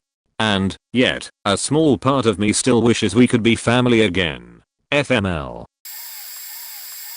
Different story here. After 8 years of marriage I moved cross country for a new job after we had decided that the family would move, but she later changed her mind and I went anyway thinking she was just having cold feet. She FedExed me a Dear John letter and divorce papers 5 weeks later, signed on Valentine's Day, and delivered on my birthday. After a few months of arguments and discussion I quit my job, moved back close to home, found another job paying half what I was making, and found out she had a new boyfriend, and I had a short-lived rebound girlfriend myself. I chased her for 18 months, prolonging our divorce proceedings thinking she would come to her senses, trying to convince her she still loved me. I could see it in her eyes on the rare occasion she would actually look directly at me. It was a bitter and ugly separation, though, financially and emotionally. On our final court date neither she nor her attorney showed up. I said fuck it, and went through with the divorce anyway, even though I could have continued it again. 3 years later, at our son's baseball game, we sat next to each other and talked for the first time in years. Turns out she was over her boyfriend, who happened to be a close family friend whose wife had died suddenly a few years before, and our kids were the same age, but he was a pretentious prick and everyone knew it. I moved back home 2 months later. We would walk into restaurants and the servers would actually say to her in front of me, "I'm so glad you're not with that asshole anymore." She later told me that she didn't go to court that day because if she looked me in the eye she and I would both know that she still loved me and she wouldn't be able to go through with it. We have been back together and unmarried for 5 years now. I hope my backwards perspective can help someone in a similar situation. I know I'm late to the party, but I'll drop mine here for sheets and giggles. Also, not truly a divorce. I was engaged, but broke it off near last minute. Because of her we had dated for like 4 years. In our 5th year I asked her to marry me. I knew she had her crazy moments, but I figured fuck it, we are all broken in some way, I'll just love her through her crazy. Fast forward about 2 months, after I asked her to marry me, I was at the office and she texted me. I didn't reply to her, because I was on a secure floor meaning employees aren't supposed to have cell phones in the room, because of sensitive data. She knows about this policy mind you, and she knows we had lockers we are supposed to keep ourselves in point anyways. I got to work late that day, and forgot to store my phone. When I felt my phone vibrate I took a quick peek. I figured I would text her after work, and put my phone on silent, so I didn't get sheet canned for breaking a term on site policy. At the end of the day I pulled out my phone to text her I was getting off and I would call her soon, but I had like 10 messages from her. I started reading the hate mail she had texted me and I was blown away. It covered the gambit ranging from "you're an asshole, why are you ignoring me" to the extreme of "I hope you die and go to hell, you piece of shit" all the way up to the last message that said "you know, you're a nice guy and all, but I think we're done." I turned my phone off, thought about what I just read, how I had tried to treat her like royalty whenever I possibly could, and the fact I had never spoken ill of her to her face or behind her back. After a bit of driving home, she called and I answered. She didn't call to apologize, but to see if I would answer, and then wanted to play the whole thing off like she was just mad because I wasn't talking to her. It all just hit me. If I married her I would spend however many years of my life trying to please her, only to have some random day set her off the deep end and I would be sleeping on the couch, or divorced. Halfway though one of her sentences I just said "Sally, you're right, we're through," and I hung up on her. I didn't take any of her calls after that, and I ended up changing my number later that day, because she kept calling me.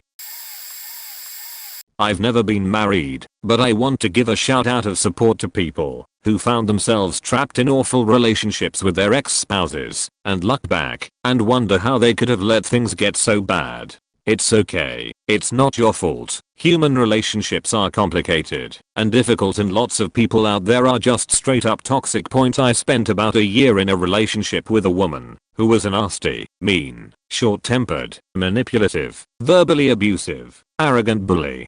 I remember not long before the end, she had so effectively demolished any trace of my self-worth and self-confidence that I remember thinking, welp, I'm gonna end up marrying this woman. She's the best I deserve and will ever get. I guess this will just be my life now. I broke up by essentially ghosting because anytime I tried to talk it out she ended up finding exactly where my weak points were and managed to manipulate me into staying, under the assumption that it was all my fault, of course. Eventually I finally thought to myself, why would anyone who openly says I'm a profoundly faked up person who's incapable of making anyone happy, and then later pretends that she never said it, and I'm making it up to start a fight, actually want me around? When that clicked, we were in the middle of another fight. I just left, drove away, went home, got drunk, and didn't answer any more calls or texts. End of point. The scary part, and the reason I sympathize with people who have dealt or continue to deal with abusive relationships, is that all of this felt completely normal while it was happening. Not a marriage, but a long distance. You're already sneering, and you should. I was young and dumb. Engagement point. For 2 years I overlooked her needing to get high several times a day, to where I asked if she could refrain from toking on Christmas en route to my parents' house, and she stopped talking to me until we were there. Her letting me know after several lies about her background that her father was in prison for killing her mother because he found her with another man, whom he also killed. Her childish refusal to discuss any topic she either found uncomfortable or where she had behaved poorly. Now, for some reason, I was going to accept all of that and move 400 miles in with her. As we packed up my stuff and put it in the rental van, she had a meltdown and said she'd never speak to me again and drove off in her car, leaving me on the sidewalk with all my stuff and literally nowhere to go. Called an hour later. I'm sorry, can we make up? No. What do you mean? No, I mean get the fuck out of my life. You're a faking cancer. Edit. Someone downvoted this. Lulz. FWIW. She's in prison now. Drug trafficking, and not her first or second time since our stubborn middle class domesticity 20 years ago. Literally has a PhD and a drug habit that won't quit. We were living in a tiny 1-bedroom apartment. It wasn't big at all, but we'd been poor for a while. We were doing better, but we were still there riding out the lease and saving a house down payment. Then, we got sick. Bad, horrible flu, both of us. For a week, maybe. It was the kind of sick where after a couple of days you're no longer aware of how long you've actually been sick. For the two of us in a tiny showbox, this was a nightmare. We were getting on each other's nerves. For the first time, I think. There was a little bit of mild snapping at each other, which was not something we'd done before. Coming out of the fog of sickness, though, we'd run out of edible or easily cookable food, and we lived in the middle of nowhere, when food delivery services didn't exist. I'd just barely regained enough strength to, in my probably incorrect opinion, safely drive to the store, hobble around using the shopping cart for support, and get some basic supplies, hopefully some pre-made stuff, so we can eat kind of healthy as we regain strength. So I volunteered. I told her, look, I think I can do this without passing out. I just need you to throw out some of the bad food from the tiny fridge, so I can put it all in there when I get back. So I went, and it was worse than I thought. I hallucinated for a while in the frozen goods aisle.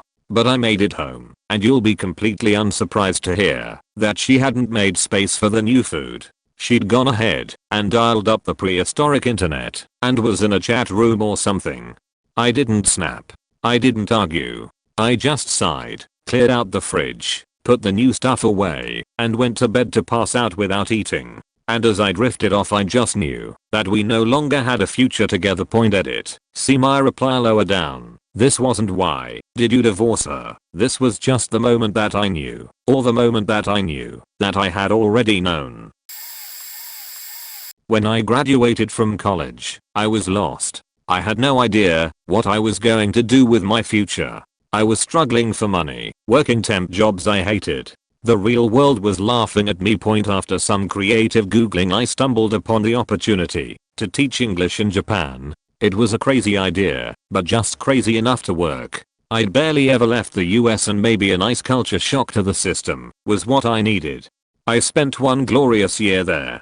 I wouldn't say I gained a lot of valuable work skills, but I did manage to learn a ton about myself and what I'm capable of. It was a definitive year for me, and I came back a person changed for the better. Fast forward 10 plus years and I have a very successful career, a house, and a wife. On a work trip overseas I was informed that I'd be needed at my company's Japan office for a week. I was ecstatic. I hadn't been back to Japan in so long. When I got back to the States I told her about this great opportunity and that I couldn't wait for her to come with me so I could show her the town where I worked and meet my friends with whom I still keep in contact. The town that, in a very large way, shaped me into the man she married. Her response? She sighed, slumped her shoulders and said, "Can't you just go with your father?" I was devastated. She knew how much Japan meant to me, but couldn't be bothered. In that moment, and considering other previous disappointments too, I realized that the memories I'd want to have with my spouse, I'd never have with her. I had just gotten out of the hospital after an 11-day stint involving the birth of our son and 3 seizures caused by a rare medical condition. He had been approved for a month's worth of paternity leave and used it all playing video games. If I asked him to stay with our son, he got angry. He lost his job soon after because he refused to go back to work after his paternity leave ended. But the final nail in the coffin came a few months later. We had gone to marriage counseling, we'd tried living apart, and from the very moment I went into labor until this point, he had insisted that our tax money never came in. My mother was supporting our child, I was recovering from major surgery. He hadn't bought a single package of diapers. I logged into the tax website to see our status on our taxes, only to see that we had received nearly $7,000 during the first few days of my hospital visit. He had bought a brand new guitar. Everything else is a mystery. I have no idea where the money went. When I confronted him, he lost it, said the money was his and never mine, and that it wasn't my business where it had gone. My mother watched our son that night. I packed my things and left, still saving up for a proper divorce. Neither me or my son have seen him in 3.5 years. My boy is my boy, and I won't divorce that waste of a man until I get to keep the only good thing he ever gave me. After 18 years of marriage, my alcoholic wife was carrying on an affair. By that point she was drinking so heavily that she was sloshed whenever she wasn't at work, and I would no longer drink with her. So, she found someone else to drink with, among other activities. When I confronted her with the evidence, letters from him that she had kept, pictures of the two of them, etc., she pleaded guilty and blamed it on the booze and went into rehab. We had 3 kids, so I felt compelled to give her a chance. And I gave her lover an ultimatum: stay away from my alcoholic wife or I would tell all to his wife. When he reneged on the deal, I walked up to his front door and gave his wife the letters he had written my wife. From the look on her face I know I broke her heart, but a deal is a deal. In the months after my wife left rehab I began to see the same behavior which had alarmed me before, more secretive, unplanned late work hours, etc. So I cracked her email accounts, back before this was illegal, found that she had started another affair with her addictions counselor, and promptly told her I wanted a divorce. Most shameful behavior was at the end of this conversation she proceeded to strip down to change, clearly hoping that I would be overcome by lust and make up. That validated my decision, as if it needed confirmation. After the divorce was final I had him fired and placed on a list of sanctioned health professionals, thus barring him from ever practicing again. I got the kids and kept the house. She had to pay child support. Still going through the divorce right now, but I still remember the moment that triggered it. Things had been bad for a while, with me feeling like more of a support system for her than a person. I was working late on an install that was going south. It was a problem I couldn't fix, and I was being passed around by no fewer than 4 help desks, each blaming the other. While I'm doing this, on my work phone, my Bluetooth keeps ringing in my ear from my wife calling. I silence it and keep going. This is a somewhat common occurrence when I'm making important work calls. After 2 or 3 of those calls in a short period of time, I send her a text asking her what's going on, afraid there's some emergency at home. Instead, Her reply is a passive aggressive comment on how she just wanted me to know she was thinking of me, which I've now come to realize means I need some attention right this minute, and I'm going to get mad at you if you don't provide it, no matter what you're doing. And that was it from her. No wondering how I was doing, or how things were going, since I was stuck out that late making the money for her to spend. Just anger that I wouldn't drop everything I was doing to answer her call. Point I get as far as I can go, still don't have the job done, and I'm going to have to come back the next day to do the help desk mess all over again in the hopes someone can help me. I get home really late and she's gone. Left the kids in their beds and went off to who knows where, and I don't even know if she's coming back. At this point I realize I don't know if I want her to. This has happened far too many times. Her expecting me to be there whenever she needs, but refuses to ever be there when I need it. That is when the relationship died. She was back at some point before morning. I still don't know where she was or who she was with, but that was the point I decided I wasn't going to put any more effort into the relationship if she wasn't going to. My ex-wife of 7 years cheated on me. I want to speak in her defense. We loved each other when we got married, and when our son was born. I loved her as well as I knew how, but that wasn't very well. I'll admit, I didn't do anything wrong, but I didn't do very much right either. We just weren't compatible. We got married too quickly. We got married mostly because she was pregnant.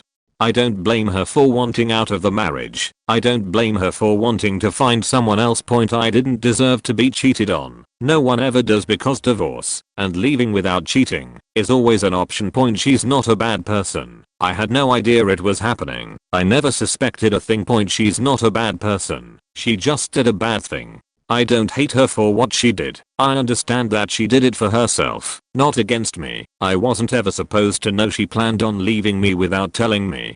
I'll say that last part again. She didn't do it to hurt me. She did it to help herself. I wasn't involved in her relationship with him, and my relationship with her wasn't fulfilling for either of us. I could choose to be hurt and point my finger at her and hate her for what she did, but I don't, because she didn't do it to me. She did it for herself. She was selfish, and she did a bad thing, but she's not a bad person. I'm glad we're divorced. I'm glad she's gone. We are both much happier now.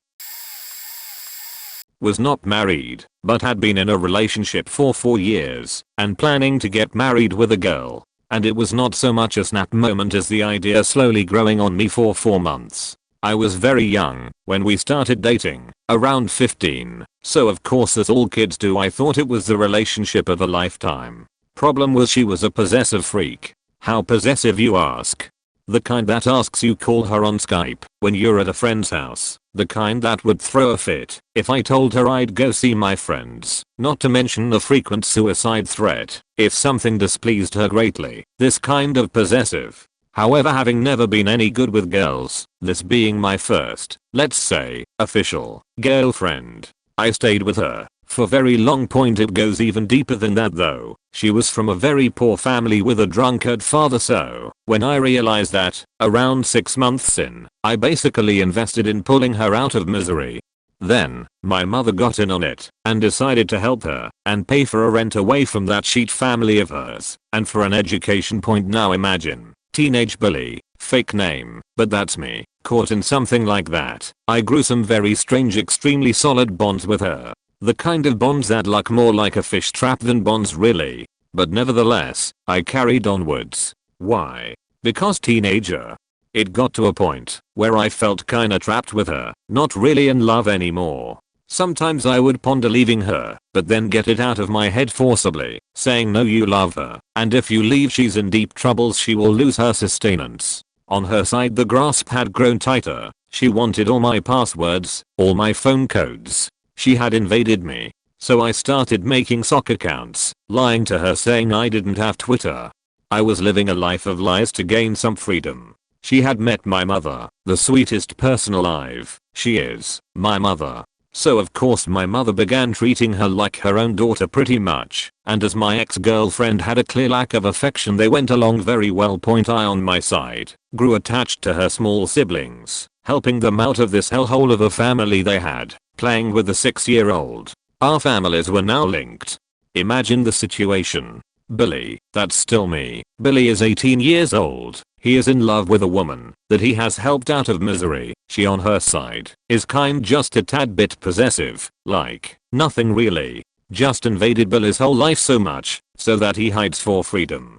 Lies frequently to escape with friends or even just to watch a few videos on YouTube instead of talking to her constantly. Billy lives in fear of getting caught leaving a comment somewhere on the internet, in fear she will find it and throw a fit of rage that will of course lead her to threats of suicide. Billy also loves her brother like his own brother, and Billy's mom consider the girlfriend like her own daughter. How faked is Billy's life right now? Here comes the end of the year. Billy leaves high school for an IT school.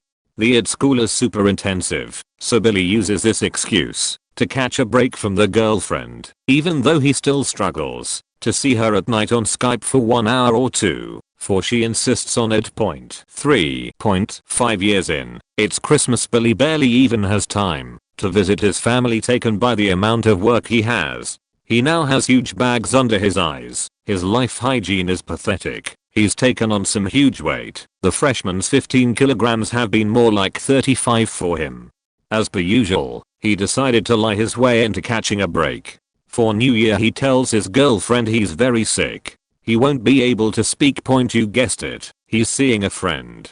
Said friend has his birthday around the new year, so it's a party, my dudes. A geek party, mind you. More entertainment systems and beers than human limbs in the room, and above 50% sweat per volume of oxygen.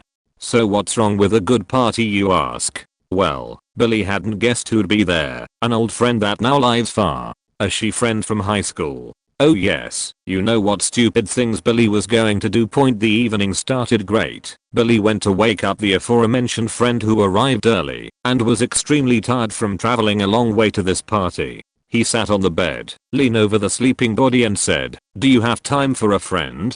while lightly tapping on her shoulder. The lady barely moved her sleepless eyes and answers, "Just a little longer." To which the nerd that Billy is answered, "And what about very old friends?" Yes, Billy is a huge LOTR nerd. To these words the two arms of the sleeping lady clenched around him tight to the resounding cries of Billy. The evening was off to a good start. And so a few hours later the party started, beers went down, and League of Legends 5v5 ranked games were played in Troll Meter. Good times. Later that night everybody went to sleep in designated rooms, around 3 AM. Billy and Nova, let's call her that, being guys and girls, were of course separated. The house was huge, and we were specifically told not to make a mess or do immoral things. So of course you guessed it, Billy, who had spent the entire evening stroking Nova's feet with his own, sneaked up in her room, went in the bed, and well, you can guess what happened when the Kigurumi-clad woman pulled him against her chest, bare-breasted herself to, I quote, translated, "get more warmth." Intense, thrilling, semi-drunk, emotionally satisfying, sweaty, barely adult sex. A wonderful moment as I recall it, despite the utter immorality of the act. So Billy had tasted the forbidden fruit, he had cheated, he has recovered part of his liberty by being a horny as whole. What's the next logical step, you ask? 4 years in, proposal. Yes, proposal to get married to the girl he cheated on. Great faking idea, Billy. More like this, please. So yeah, proposal and all. Very long story short, Billy understood for months later that this was a poor attempt at making a broken relationship work. He came clean, told everything, and left despite the girlfriend's cries asking him to stay, the photo of blood and whatnot. Billy, though in his hole, had finally become strong, had finally stopped being such a goddamn coward. He helped his now ex and kept an eye on her for a time to be sure she was able to move on and wouldn't pull off some real self-harm. Now Billy's got a new girlfriend, all new, that he met in college. She's an absolute diamond and not a control freak. They share interests, and she knows all about Billy's past, but Billy still gets to have his privacy. Billy has grown. Even though he was an asshole, he got his dick under control now, and he's damn happy, because the one he's with is totally worth it. And finally Billy knows what simple happiness means. He and his family haven't stopped helping his ex. Though what a right. Edit. Jesus faking Christ, did I have things to get off my chest? Doubt anyone will read though. Nothing interesting in here. Not a divorce, but the moment when I decided that I didn't want a relationship with my high school sweetheart anymore. We were together for 7 years, and after 1 year apart we started going out again. She told me everything you want to hear coming out of the mouth of your loved one. She even said she wanted to start a family with me, and I was over the clouds about it. But before we did anything she needed to be done with her last school year abroad. No problem, right? I could wait, we would have a life together. Just before she left she asked me to please take care of her house, since her parents were going to visit her. I did. Spent the first week watering plants and getting out, but one day I got thirsty and went to her kitchen for a glass of water. You know what I found? A couple of mugs with a heart, her name and a man's name, not mine of course.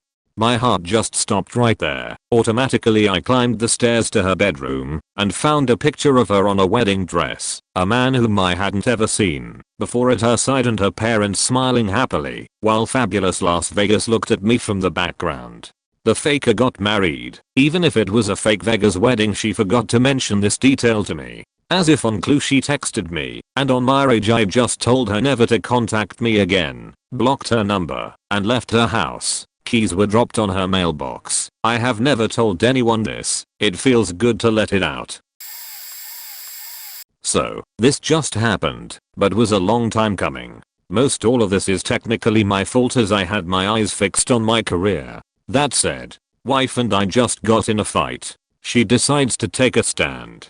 Counselor, her dad, with whom she has a very odd relationship, suggests she have me write a list of all of the things I hate about her. God grant me the power to get this divorce. Please do not allow me to worry about alimony and child support, but instead just get on the path to our divorce.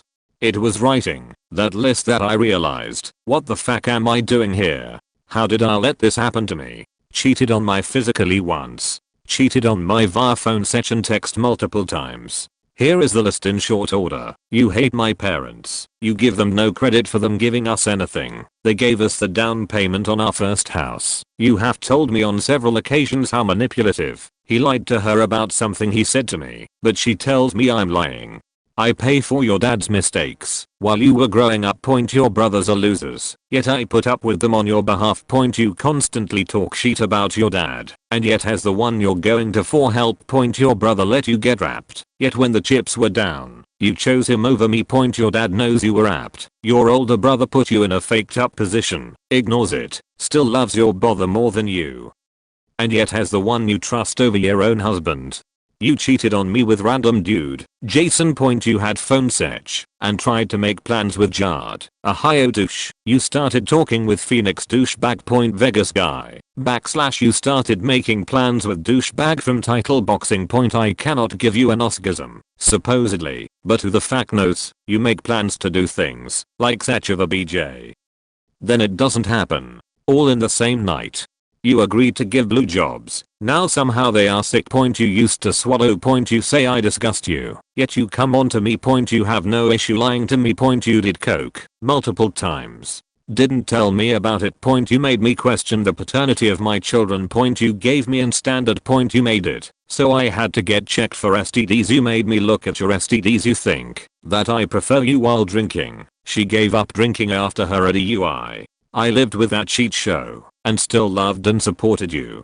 You hated me for all of the things that made me successful. You have no issues with them when it benefits you, but it makes you lonely and you fuck other people. Because of that loneliness you think I prefer BJs to sex. You don't know shit about how I feel on the subject. You just assign a feeling and don't give a damn what I really think.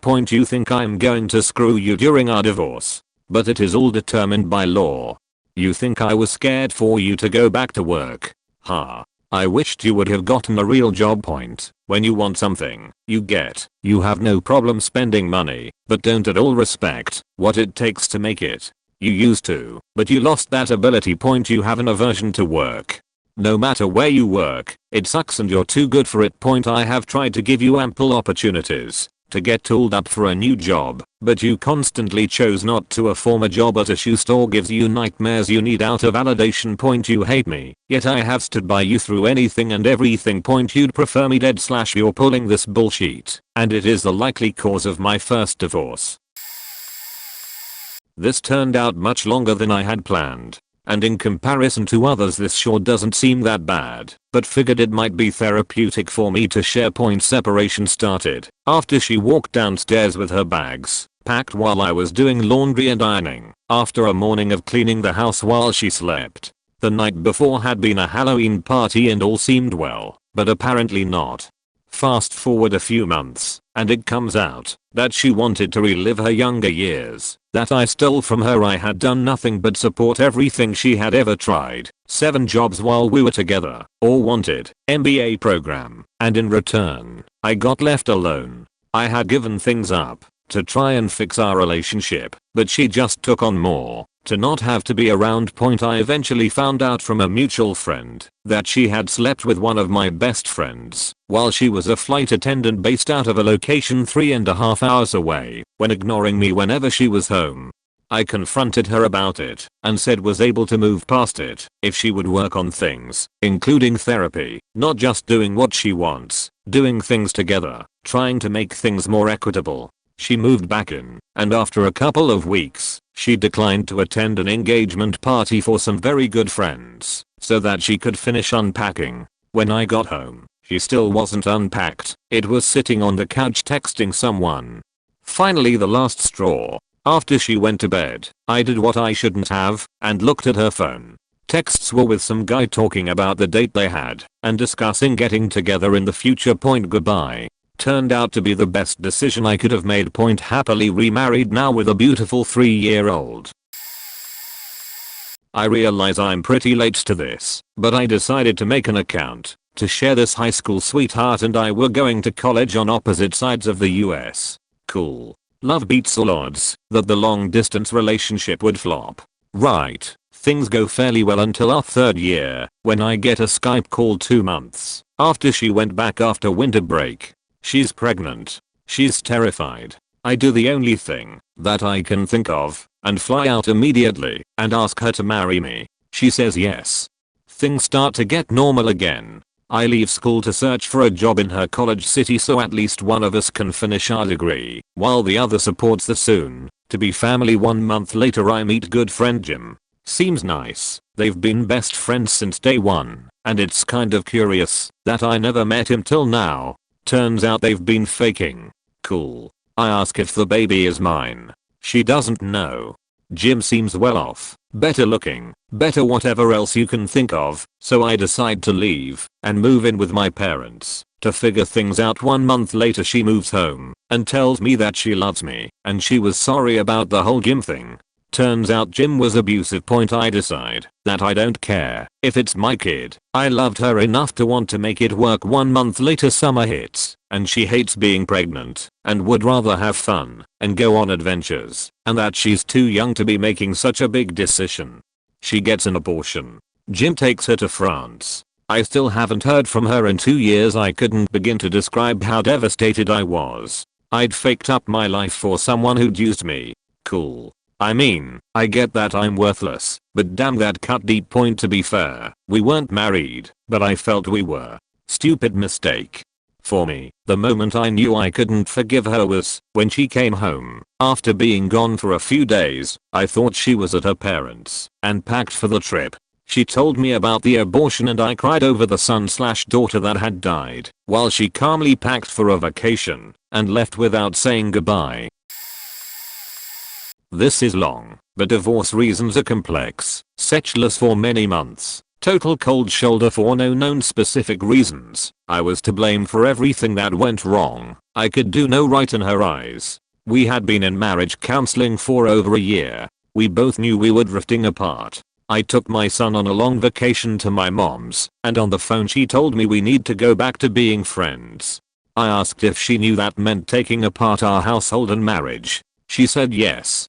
Came back and told her okay, I agree. She was shocked, said she only told me that because she thought it would make me desperate to stay with her and kiss her ass.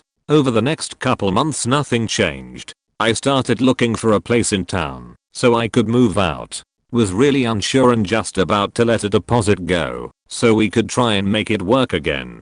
She called me out of the blue and screamed insults at me, blaming me for a blatant bank error. So I turned around, signed the lease, went home and told her to kiss my ass. I left everything behind except my clothing, my DJ gear, and my work computer. Now happily married to a beautiful angel, a compatible companion with genuine shared interests who values me and my son for exactly who we are.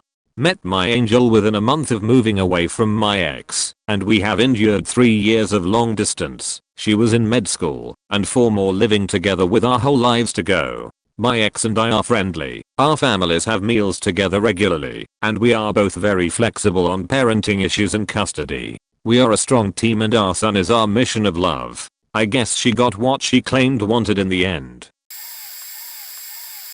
I haven't talked to anyone about this since it happened. I was married almost 4 years when that happened to me this past November. Drunk wife finally got a job out of the house in July, in Shitty Town TX, and even found some friends. One she thought was great, he was funny and nice, and I'd love him. I want to explain that she has a very real friend that I will call Tina for now, and in the 3 months following July the two had spent an extraordinary amount of time together and texting. And the wife had been working incredibly long hours, to include every single weekend for 10 hours a day. Not much for some, but this was a very big step from where she was. Anyway, I love this woman desperately, and even though she is still drunk by the time she makes it home from work, at least she is going. Here we are, late October, it's around 10 PM and the wife has been passed out since 6:30, and I'm looking for some stupid sheet that I left in our car. I don't know what it was.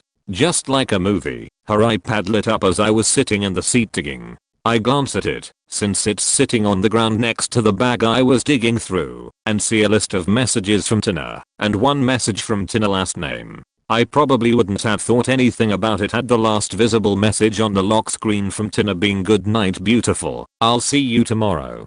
The next day was Saturday, and I know Tina doesn't work at my wife's work on Saturday, which is where my wife will be tomorrow on Saturday. So I cracked open the iPad and there they were in all their glory, the very first messages that led to me discovering what I thought was never possible, not to me anyway.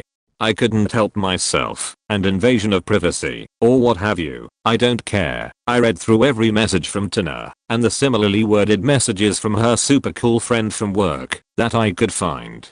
Turns out they are the same person, and it's not Tina. Months of lies and me catching her over and over, and begging and yada yada yada, and my divorce will be final beginning of July.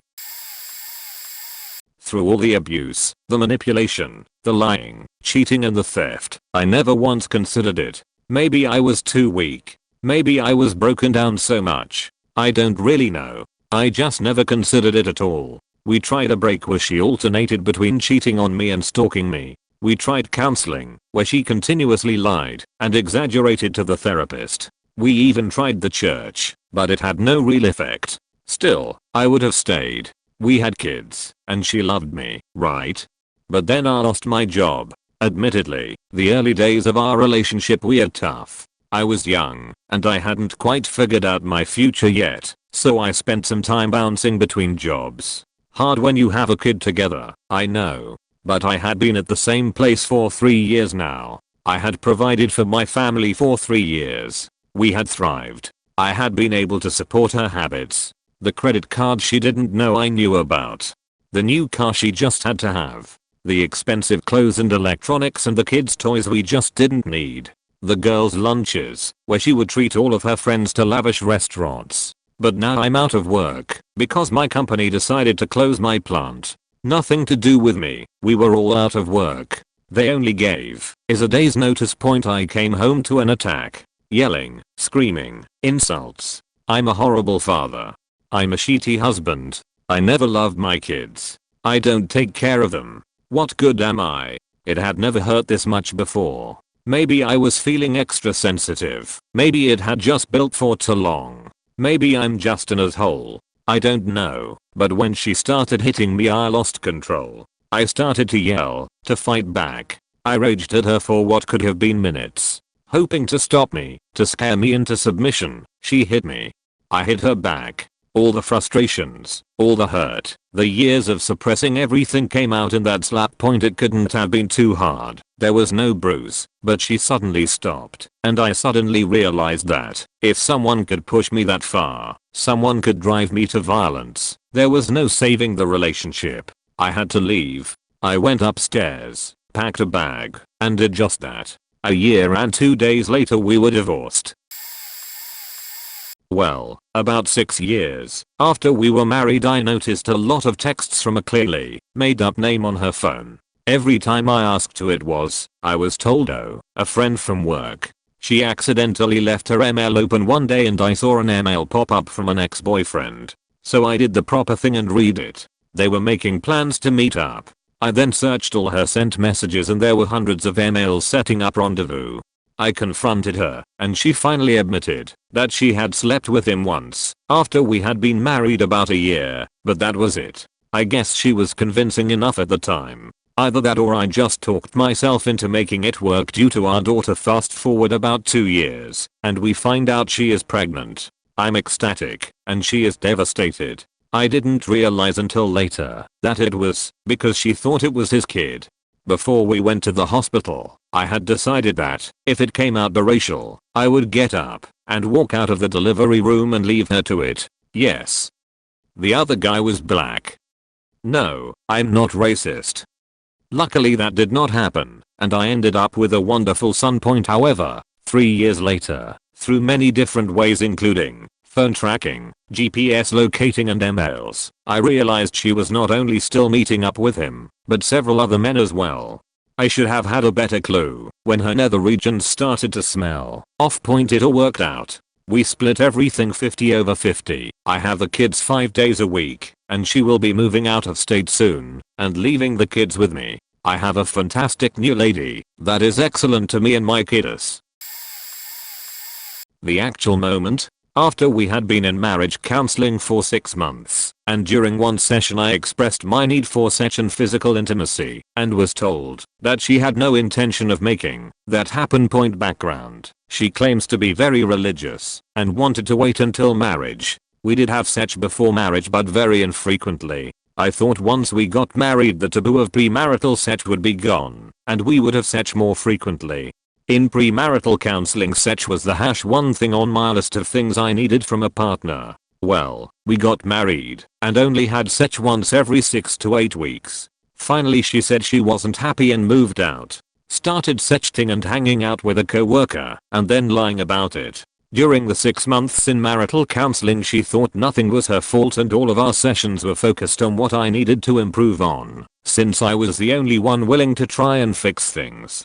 Finally after 6 months I realized that I has done about all I could without some reciprocal help from her. And I finally expressed what I needed from here to be happy in the marriage and she wasn't willing to do that. Biggest thing for me was probably going to individual counseling sessions in addition to marriage counseling sessions. It helped me realize that I was really unhappy with my then wife and marriage, and that I was actually really hurt by her lack of effort and commitment. When I just got tired of the wall of things constantly demanding that I keep pushing back. She has bipolar depression and manages it pretty well, but in the first 2 years of our relationship, she went to the hospital twice. Having never dealt with mental issues before, I told myself that that was a shitty reason to divorce someone. So I didn't. I educated myself and redoubled my efforts to help her. Once she got stable, I told her I wanted to pay off our debt, but she kept having bad days and the only solution to make her feel better was to take her out to dinner. 1 month we spent over $1,000 going to restaurants regularly. We spent 1/3 of our income on restaurants. We're already paying rent and $900 per month on student loans. She was fine hitting the overdraft on our bank accounts and didn't see how it mattered. Now she's pissed at me because I didn't agree to us buying a house with mold and a cracked foundation, and I encouraged her to give up her Jeep because the payments were $400 a month. I haven't felt secure or happy for such a long time. I've been a caretaker every day of our marriage. She gained so much weight, and although she loved me unconditionally with all her heart, I just didn't have anything left to give.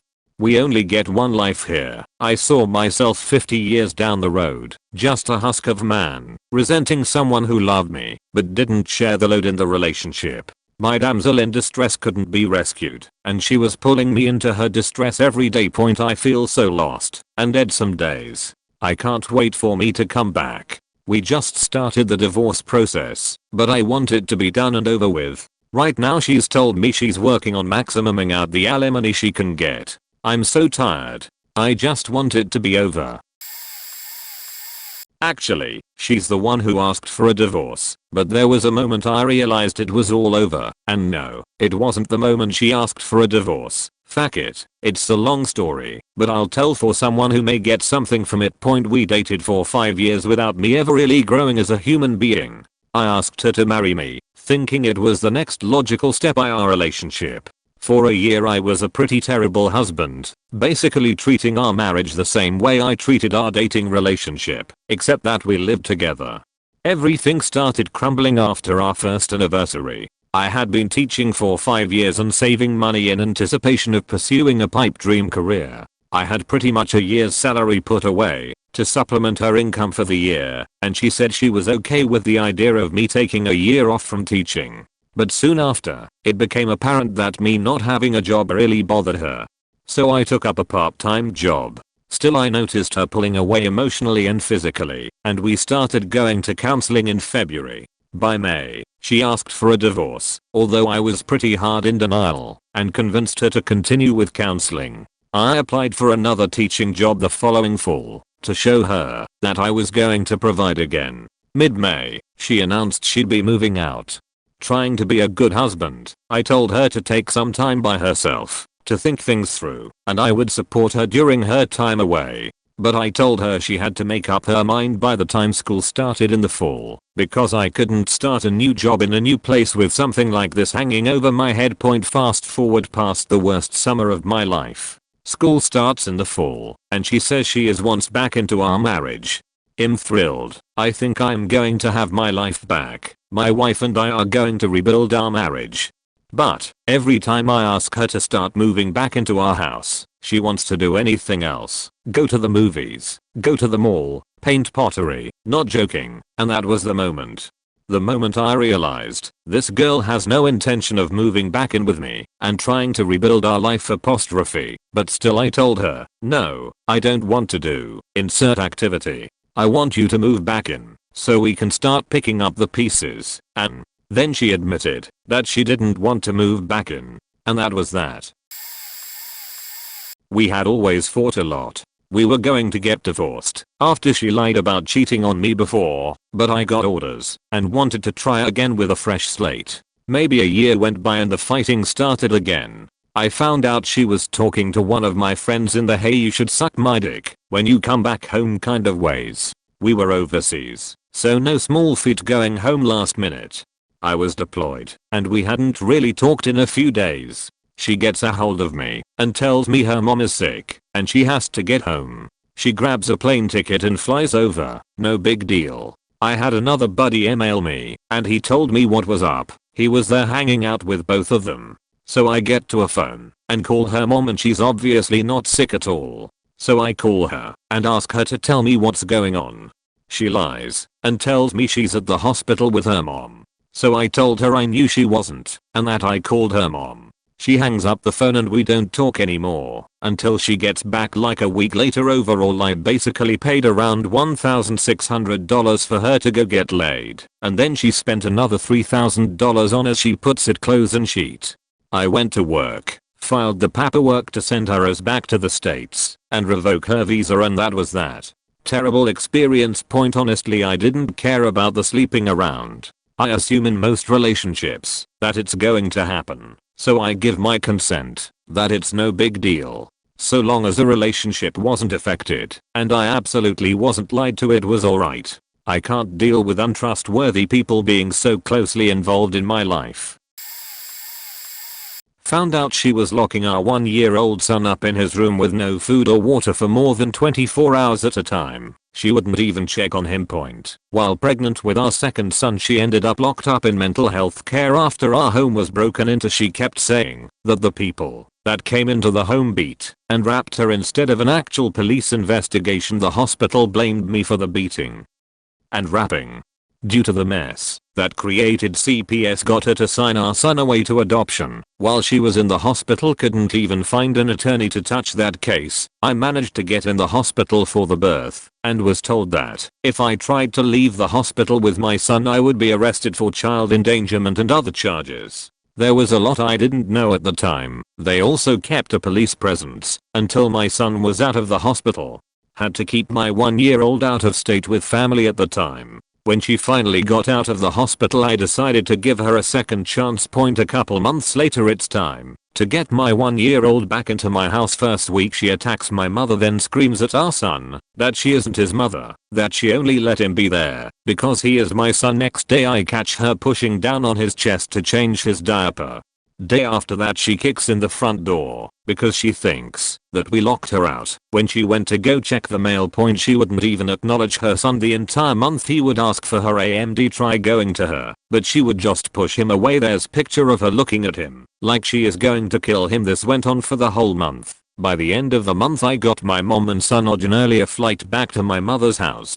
Why did I let this go on for an entire month? Because I had installed cameras all over inside and out of my house to protect from another break-in. They ended up being used to build a case against his mother. I showed her the videos and the CPS papers my attorney was able to get, and she signed my son over to me with no issue. My family is honestly afraid that she will kill our son without realizing what she is doing. When I found out she was faking one of the kids' judo instructors after catching her sexting a year earlier, then hosting another martial artist at our house for a drink whom she was trying to fuck. She still wanted to have sex with me and wanted to live in the house. It quickly turned into random guys dropping her off in the morning, her leaving her vehicle good knows where. She would disappear for weeks at a time and ask me to leave the house when she showed up so she could spend time with the kids. She would insult me when I would go out and send threatening text messages telling me to die or that I didn't care about the kids because I would come home after being gone for 2 hours. When I did come home she would leave. She was physically abusive as well as mentally abusive. We were together for 10 years. She had been gang raped at some point when she was younger. We didn't have sex, but maybe once a month here and there as a result of her trauma. I had asked her to seek counseling for this issue here and there when we started dating, and she would either blow it off, start and stop, or say she could deal with it on her own, which she threw in my face years later, saying I never tried to help her.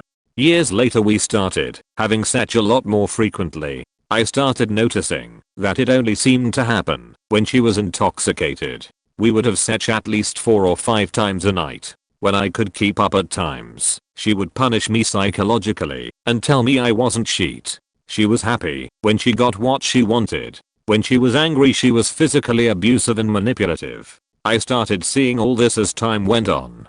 She took more pictures of herself than she ever did the kids. She has hit me with a guitar, slapped me in the face in public. I have been hit with lamps, remote controls, and had my face scratched up. All the while staying in it. Because of the kids I had enough finally when she decided she needed to have a second phone so she could have privacy, as all my passwords and phone passwords were known. I had only become suspicious when she started changing her passwords in the very beginning. Because she wanted a divorce. Because I did not want her to take 6 months off after getting her master's in clinical psychology. Because she wanted a divorce after I told her to apply to private gyms instead of 24-hour fitness when she decided to be personal trainer after taking 6 months off. When she wanted a divorce after she complained I wasn't supporting her after everyone at 24 Our Fitness didn't care she had a master's when they had a HS diploma yet did as well or better than her. That she wanted a divorce when I wasn't supportive when she quit being a personal trainer and became a receptionist at a car dealership. Then I wasn't supportive when no car salesman cared she had a master's in clinical psychology yet was able to be a receptionist. When she claimed I caused her to crash her car because she was crying too hard after I told her she needed to get a real job because $14/h wasn't worth it, and that she needed a divorce because I didn't understand her. When I realized she would counter with "I want a divorce" anytime I said something she didn't agree with. "Don't want to go to the dog beach today. I want a divorce." "Don't want to spend $800 on flying her parents out for the weekend. I want a divorce." I called her bluff and said okay. She put no effort into the relationship once we were married. She had this obsession that women need to be chased the entire time by men, so if I wasn't actively courting her and appeasing her, well then I didn't deserve her. Also, she spouted this to everyone in a relationship she knew. When I asked her why she married me, she said I was chasing her then, but then it was like I gave up after we were married a year. It was more like we were spending $1,400 on rent and she wanted to spend $800 a month on a psychologist plus all our other expenses when I was still in undergrad and she wasn't working. One of her best friends from school was a stay-at-home mom who decided she wanted to go back to school for fun. She was millionaire and bored, so she went to Rosemead at Biola just for fun. Yet she was appalled by how much my ex wanted to spend and said she herself was spending $400 a month in Long Beach for the same number of sessions. She offered to have my ex go to the same psychologist and then they would get dinner or hang out after. But my ex didn't want to drive 30 minutes to Long Beach, so we continued paying $800 and then $1,200 because the stress was causing her to need more help. So I gave up. We moved back to Minnesota and she stayed at her parents' house. Then she moved to South Carolina and took our 3 dogs with her without telling me. Good news is that I found someone new and am expecting our second boy to pop out in 50 days. I still miss my little dogs though. I'm late to the party, but a litany of reasons. Mainly she had an affair with a coworker, which, had she just admitted to it, maybe we could have worked through it. But for months she made me seem like I was crazy for suspecting something was up. I gave her space, tried talking to her, thought it was a postpartum phase thing. We had a 1-year-old, and she was never the same after she was born. Nothing worked.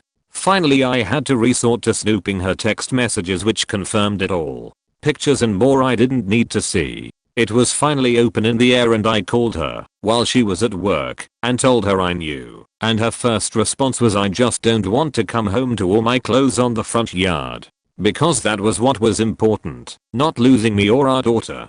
We thought about counseling, but when I said she needs to change jobs and cut contact, I got that's not an option. Okay, she told her friends of her affair, but made it sound like a one-time thing. They called me over to talk to me. I brought our 1-year-old with to get my side, which was so much worse. My ex got wind of it, and when I returned home I sat my daughter on the couch next to her, and she exploded yelling at me.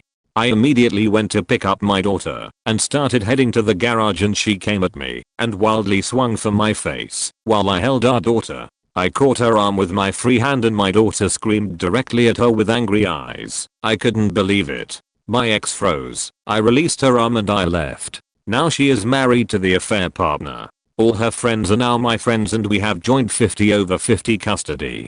She has actually become a much better mom in the years since the divorce, and we have made every effort to put our daughter first. We even had a trip to Disney World together, separate rooms, so we could share in our daughter's first trip there. However, every now and then she reminds me of that horrible person that lurks inside her. She didn't tell me she was bringing my daughter around the other guy, nor did she even tell me they were getting married.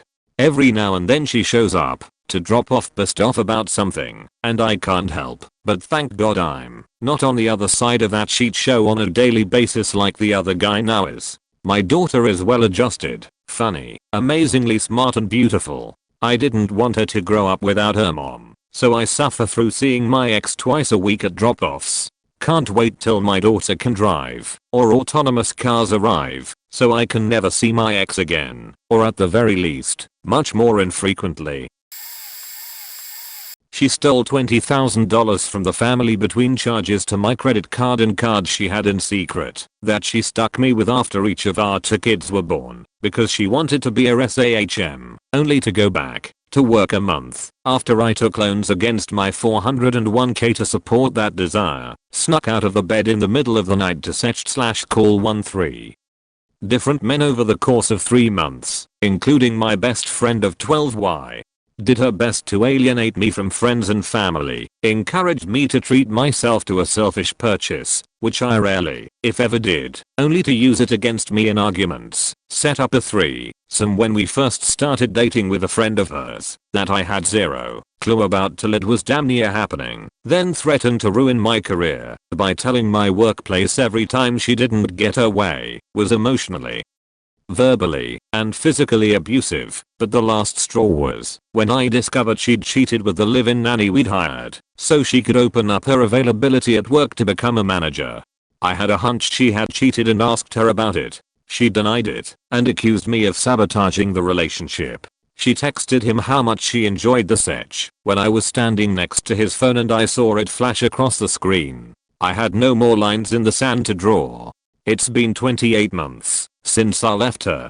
I found out from mutual friends there had been other men after the fact. I'm still legally separated as she's dragging the divorce out, but I have full physical custody of our kids, and every day is slightly better than the previous one. I knew so many times over, but wanted to preserve the best shot at coupling and relationships that I'd had. I overlooked so many minor and horrible things. Part of it was lack of self-esteem, part of it was pregnancy, part of it was the naivete of being faking stupid and filled with lust, and part of it was direct manipulation on her part. This is best answered as a letter I wrote to her and edited again later to be posted here. Dear soon-to-be ex-wife, we've been together for 4 years now. I first met you and your family right around the time your daughter, my soon-to-be stepdaughter, turned 4 years old at your friend's wedding, which was a night that didn't go so well. You got so drunk that you accosted the groom and ended up vomiting from alcohol poisoning. We've spent the past 4 years trying to mold to each other as best as we could.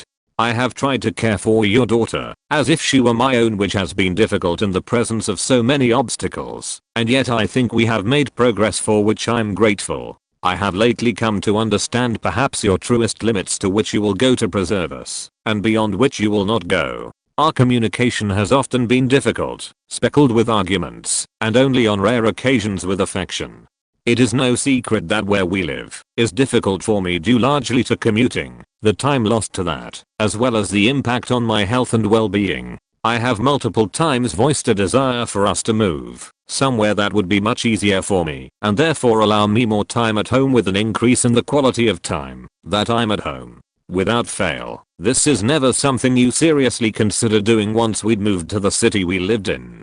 And it's on that point that I'm now with more information and therefore an enhanced view of your truest feelings about me and about us. When we were first looking at apartments, you presented a series of rules that you and your ex-husband, the father of my soon-to-be stepdaughter, agreed upon about where you guys could live to make life easier for your daughter and custody logistics. Which, at the time, seemed like a fine idea, despite being extremely limiting in the areas that we could live. So many wonderful apartments were ruled out by you as either being too far from your ex-husband or too close to pollution zones or interstates. I remember at the time feeling like something was odd about the arrangement because how was anyone going to live in a major city under those strict rules? And yet, because I loved you and trusted you, I agreed to the limitations for you and for your daughter. After you ruled out a series of nice apartments that would have been much closer to work, leaving me to rule out the ugly apartments in between, we settled in the city that was close to your ex-husband and far from my work, because you didn't want to have to drive anywhere, remember? It met your rules about being close to your ex-husband, being away from major interstates, and not being in a pollution zone. Since moving to there, my quality of life has decreased significantly. I'm sick more often. I'm more tired, less healthy, more irritable, with almost no personal time to relax. I spend 2 hours a day sitting in traffic, driving a total of 25 miles per day, which is 12.5 miles per hour. During this time, I'm stuck in a car, but at least you're not driving, unable to do the things that are important to me, and unable to even tend to the chores. Even this commuting has had a very ill effect on my health because of a sharp rise in back pain and inhalation of traffic exhaust and road dust. Now, before I go any further, here's the first point that should be addressed. Right about now, you're rolling your eyes and exasperatingly sighing about all the things I'm complaining about. You don't want to hear it. Hearing it makes you angry, which in turn gives you reason to act out in anger against me in various ways. What I'd like to point out is that as your husband is telling you he's in pain, you're rolling your eyes and roiling with incredulity about how unfair this is to you, instead of hearing that your husband is in pain. After years of commuting, dealing with an increase in lung infections and sick days and asthmatic symptoms, and mounting back pain, I'll learn a few things about our city and your agreements with your ex-husband about where you guys will move, and about what your limit is for preserving us. First, after discussing with him, I'll learn that you two never had any agreements as you described them to me about where we should have moved to, not before we agreed to move in together, not while we looking for an apartment, and not after. Those agreements, which you used to rule out some great apartments, never existed. Second, the rules which you presented, had they been real, it turns out weren't even adhered to when moving to our city. Here are some things to consider. We are less than a mile from the intersection of a major interstate and a multi-lane local road. We are less than a mile from one of the largest airports in the world, and that's just the northern border on the west. We are bordered by a water reclamation plant and a power plant. To the south, we have an oil refinery and a smattering of smaller, industrial businesses, and to the east lay one of the city's largest streets. The air quality in our city scores a 1500s, with higher numbers being better. The national average is in the 90s according to your own ex-husband. Our city has a high rate of lung cancer, which can't be any surprise considering the nearby sources of pollution.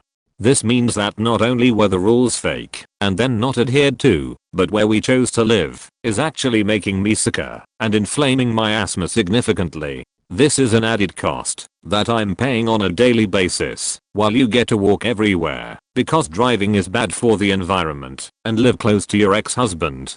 Do you remember how you stood over me while I was sick and needed to go to the hospital? Do you remember that I had to beg for you to call someone, anyone, to take me to the hospital because you wouldn't? While you did eventually take me, that I had to beg at all, and do so for about 30 minutes or longer, is a very clear sign of your feelings for me, or lack thereof. That you wouldn't call a cab, or Uber for me, because you thought I was faking. And, knowing you, you still tell yourself that I was, that you magically diagnosed me with no medical knowledge or historical knowledge, and despite my begging to go get medical attention. Would you have ever treated anyone else like that? Would you ever deny anyone medical attention or access to it? God help them, if you do, because while you're pretending to know it all, someone could die. There are a few more memories to discuss that should crystallize the bizarre animosity you carry. Do you remember our fight over the blanket, or shaking the baby, or the date and subsequent presents from your ex-boyfriend which forced me to get a paternity test for our son? To be continued in comment. She found a flat for our boys to move into, and said she would stay there a couple of days to decorate. A couple of days turned into 6 months, during which time I discovered she had been sleeping with my best friend. He was more like a brother, or so I thought. Left me with a house, 5 kids and a job. Called me and asked if she could come home. I still loved her, so said yes. We argued for 2 weeks. She texted me when I was at work to say she was leaving again. I left work, went home, packed a small bag with a change of clothes and walked out. We had a shared account that my wages went into that was empty the next day along with the savings account. She was never home, never paid the mortgage or utility bills. I went to see the kids one Wednesday and the eldest said they'd had the bailiffs round and had to be out by the weekend. She hadn't been home for 2 weeks. I drove down to my now ex-friend's place, walked in and found them in bed watching the new TV that my money had bought along with new fridge/freezer, washing machine, microwave plus a number of other appliances. Told her I was taking the kids and that, since the previous Thursday, everything to do with the house was in her name as I'd had my name removed. She had signed something to do with divorce papers. Turns out it was to do with the mortgage. I picked the kids up Friday afternoon and all they bought with them were a few personal belongings and a few clothes. I bought everything else from new with the help of my very understanding boss. This was all 18 or 19 years ago. Her and my ex-mate got married, but she has now moved in with her mum as he has moved in a new model that has more money coming in than her. They are in the beginnings of a nasty divorce. She has tried to make contact with me through Facebook and even sent me a message apologizing. No. The kids have no contact with her at all. As a footnote, a few weeks after I left her I had a nervous breakdown. Always thought of myself as an emotionally strong man, but that time in my life, literally, nearly killed me. In my darkest days I often considered suicide. My brother saved my life a couple of times. He didn't know it, and never will, as we lost him to cancer a year and a half ago. I miss him more than I ever missed my ex. Wow, the 20th of June 2017. Read some of the people's comments. My divorce still hurts some 8 years later. And I'm the one who strayed. Well, having said that, it had become mundane. I worked for myself, and things were slow. She had been promoted, and was over 90 plus people. I'd have a good meal ready for her coming in. We'd say grace and I'd try to have a conversation, whereupon she'd pick up the TV remote control and turn up the volume. She'd go on cruises with her girlfriends. I even asked if I could go. No. I'm an electrician and a couple wanted me to wire their very large new home. The lady took a shine to me. I initially resisted, I know, when I fell in love with my ex, and I know, when it was over, laying in bed she read her book, and it had been best part of 3 weeks since making love. She turned to me and said, "Do you want a hand job, or what?" Wow, really? 6 years courtship plus 35-year married.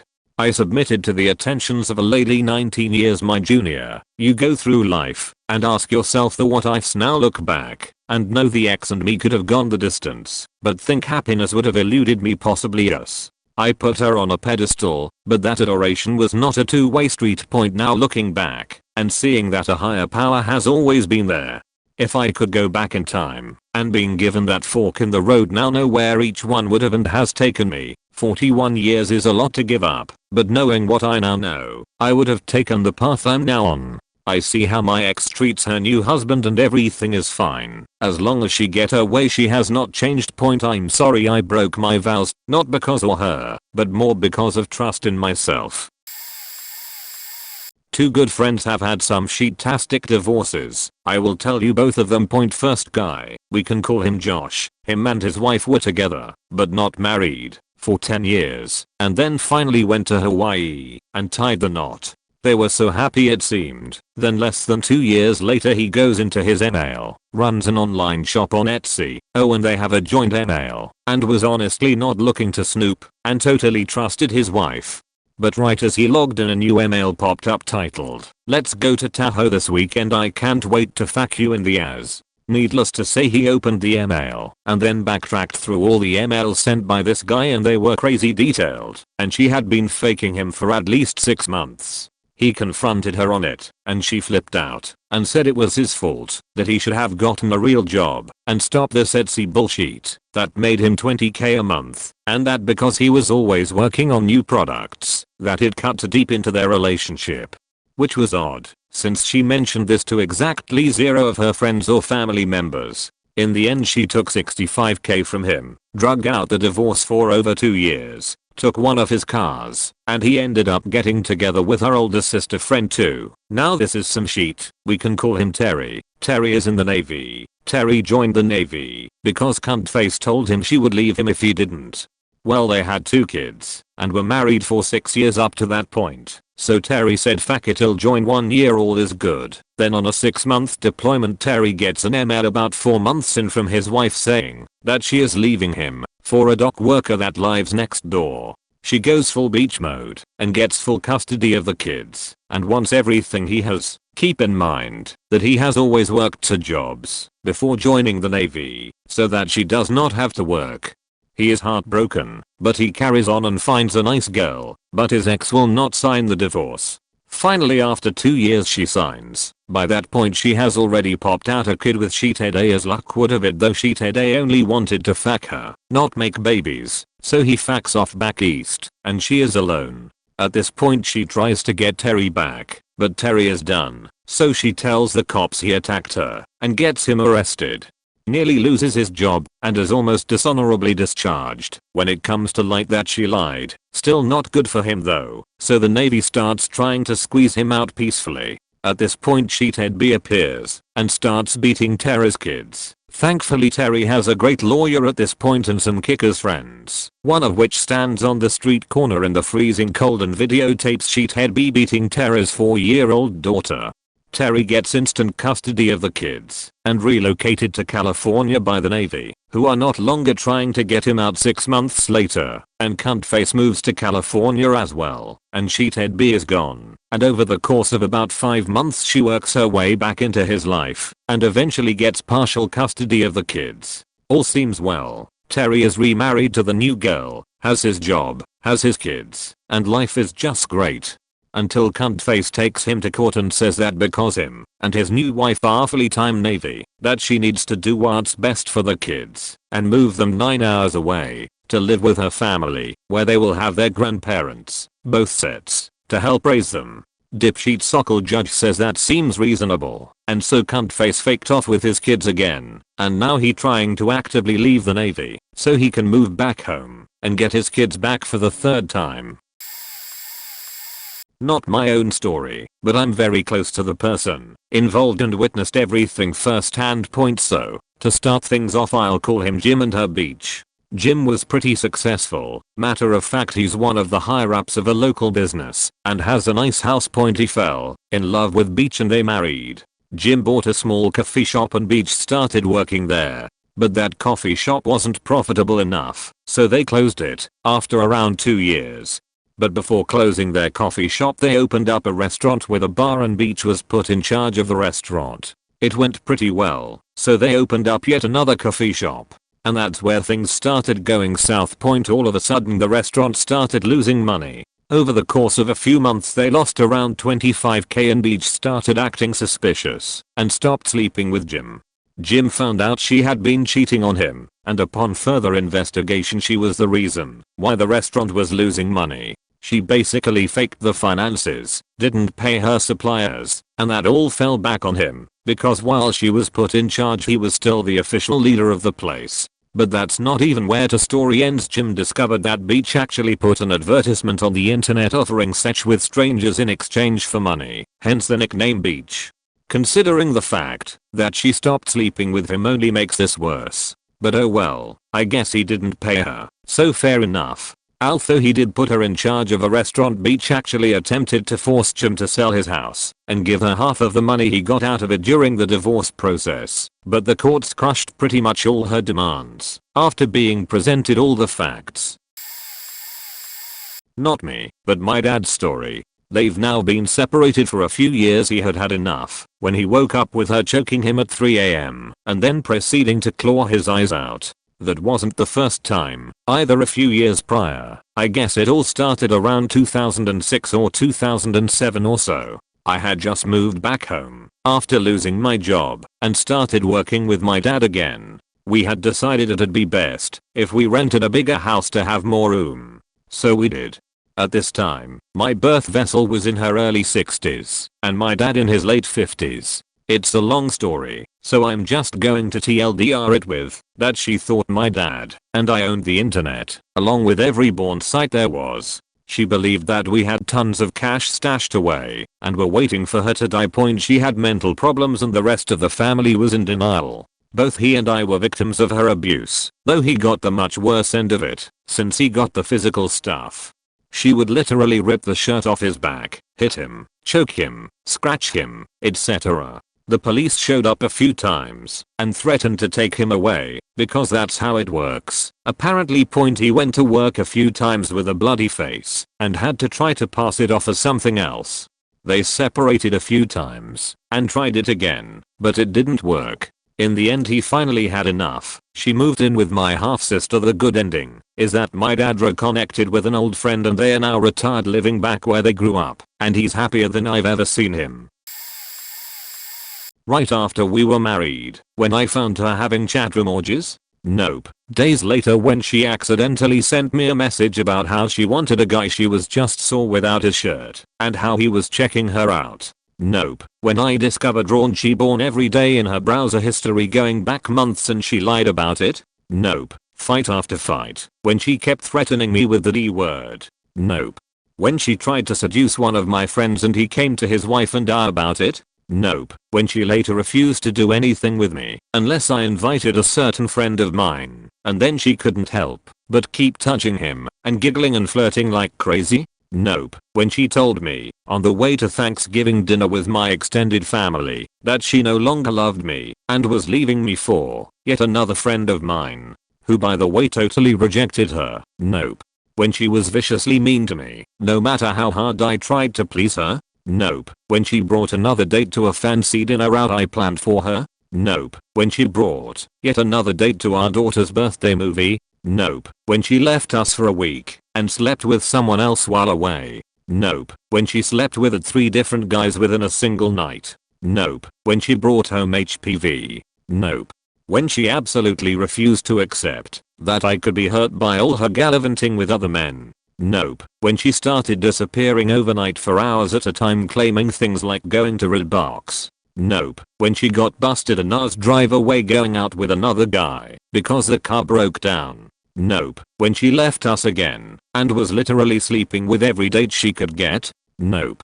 When she brought home gonorrhea. Nope. When she became official with her latest target. Nope. When she asked for a divorce so she could marry her latest target. Nope. When she filed for divorce. Nope. When she stopped paying any child support. Nope. After 3 years of no support, not helping with our 7 children in any way, the first 2 years seeing them on average 5 hours a month, she is getting closer to 8 hours now. I finally get it. She is evil incarnate. As my oldest son says, I was a cuck. But I'm learning and will never let it happen again.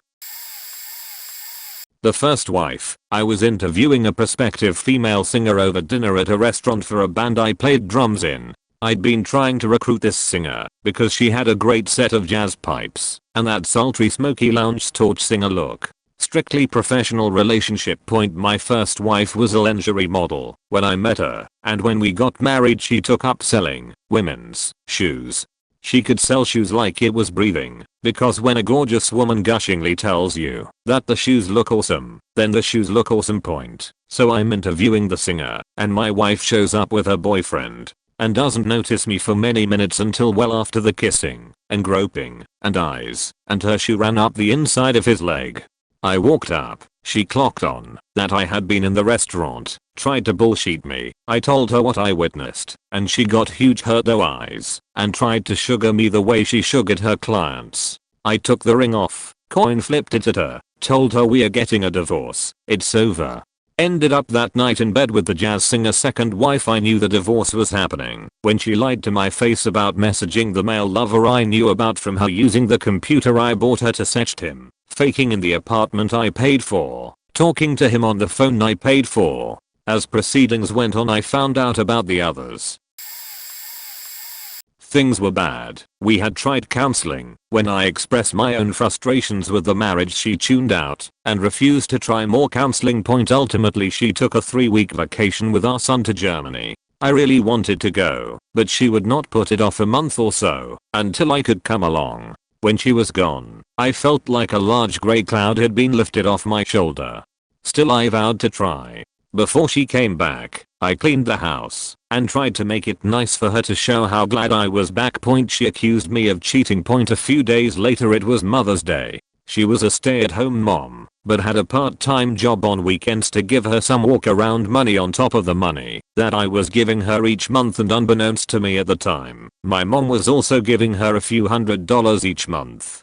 Despite all of this, she had maximumed out her credit cards for the 3rd time in 5 years of marriage. Anyhow, our son kicked her in the bed. She began screaming and then sobbing and said, "Why can't I just get away from you both?" She went into our son's room and called her mom or dad and went on a tirade about how terrible I was. I decided that afternoon that if she was really that miserable I could no longer make myself miserable to provide her dream to her.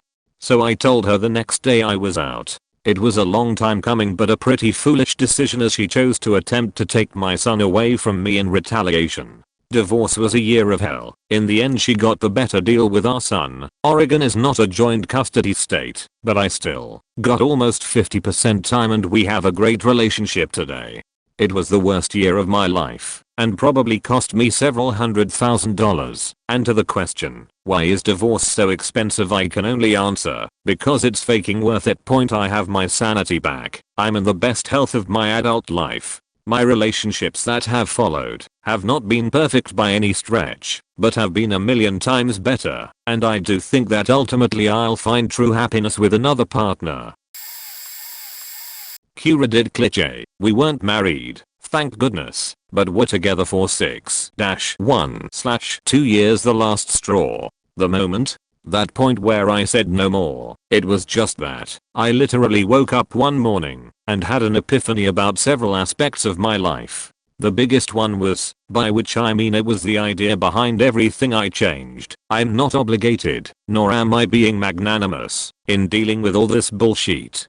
I went and worked my 14-hour shift, which, as per usual, was 18 hours, excluding the commute, at the job I had suddenly realized was actually harming me. Came home at 2 AM and found 2 sinks full of dishes left by people not me, a house that hadn't been cleaned since my last day off, 2-3 weeks prior. Who knows? Absolutely no clean clothes. Read. No clean laundry, no food, and only my paycheck to pay for the house, the bills, the cars and the drinks, and I hadn't even started drinking in earnest. She woke up while I was attempting, and honestly failing, to quietly requisition the closet full of laundry, hers too. One thing led to another wherein I caved to my mounting frustration and despondency about our situation. I voiced my thoughts on everything, starting with my epiphany. What was for me a grand and profound realization she boiled down to: you're throwing away 6 years together, and for what? Some stupid half-formed thought you had when you just woke up. That should have been the moment, but I'd already arrived at an obvious conclusion. She was the biggest share of things I didn't have to take care of. I explained the conclusions I had reached in clear, simple terms. Anyone who knows me knows things are serious when I can simplify, and the response I got was no. No, I wasn't asking a question. I was asserting my independence from a mentally abusive partner, a girl of 26 years who spent 35% more money than she made, averaged over 5 years, as those were the only financial statements I had, who accused me of hiding money from her, who rifled my phone on a regular basis, I learned later, who constantly made me feel like I was weighing us down. It took another 6 months, which I do count towards our relationship, to get her out of the house I owned, that I funded with my money, that I maintained with my grit and sweat, and that I bought for her when I found myself with sufficient savings and income to buy a house, and she couldn't stand living in an apartment where the other units in the building would be feeding us income. Poor people live in apartments. I don't actually regret a single second of the time I spent with her. I do regret that I cannot look back in memory and recall happiness. I know we were happy at times. That said, I can barely comprehend the complete and utter antithesis my wife or my marriage is compared to that point anyway. Off topic to be sure, but I feel better. This is not my story, but one of the most heartbreaking stories I've ever heard. A buddy of mine was married for 10 years to his high school sweetheart. They'd been together since they were 15 and got married at 20. She was unable to have children, so they started looking at adoption and IVF. She just really wanted to be a mum. My buddy would work every hour God sends to get enough bank to buy a place, so they would be a more attractive prospect to the adoption folk.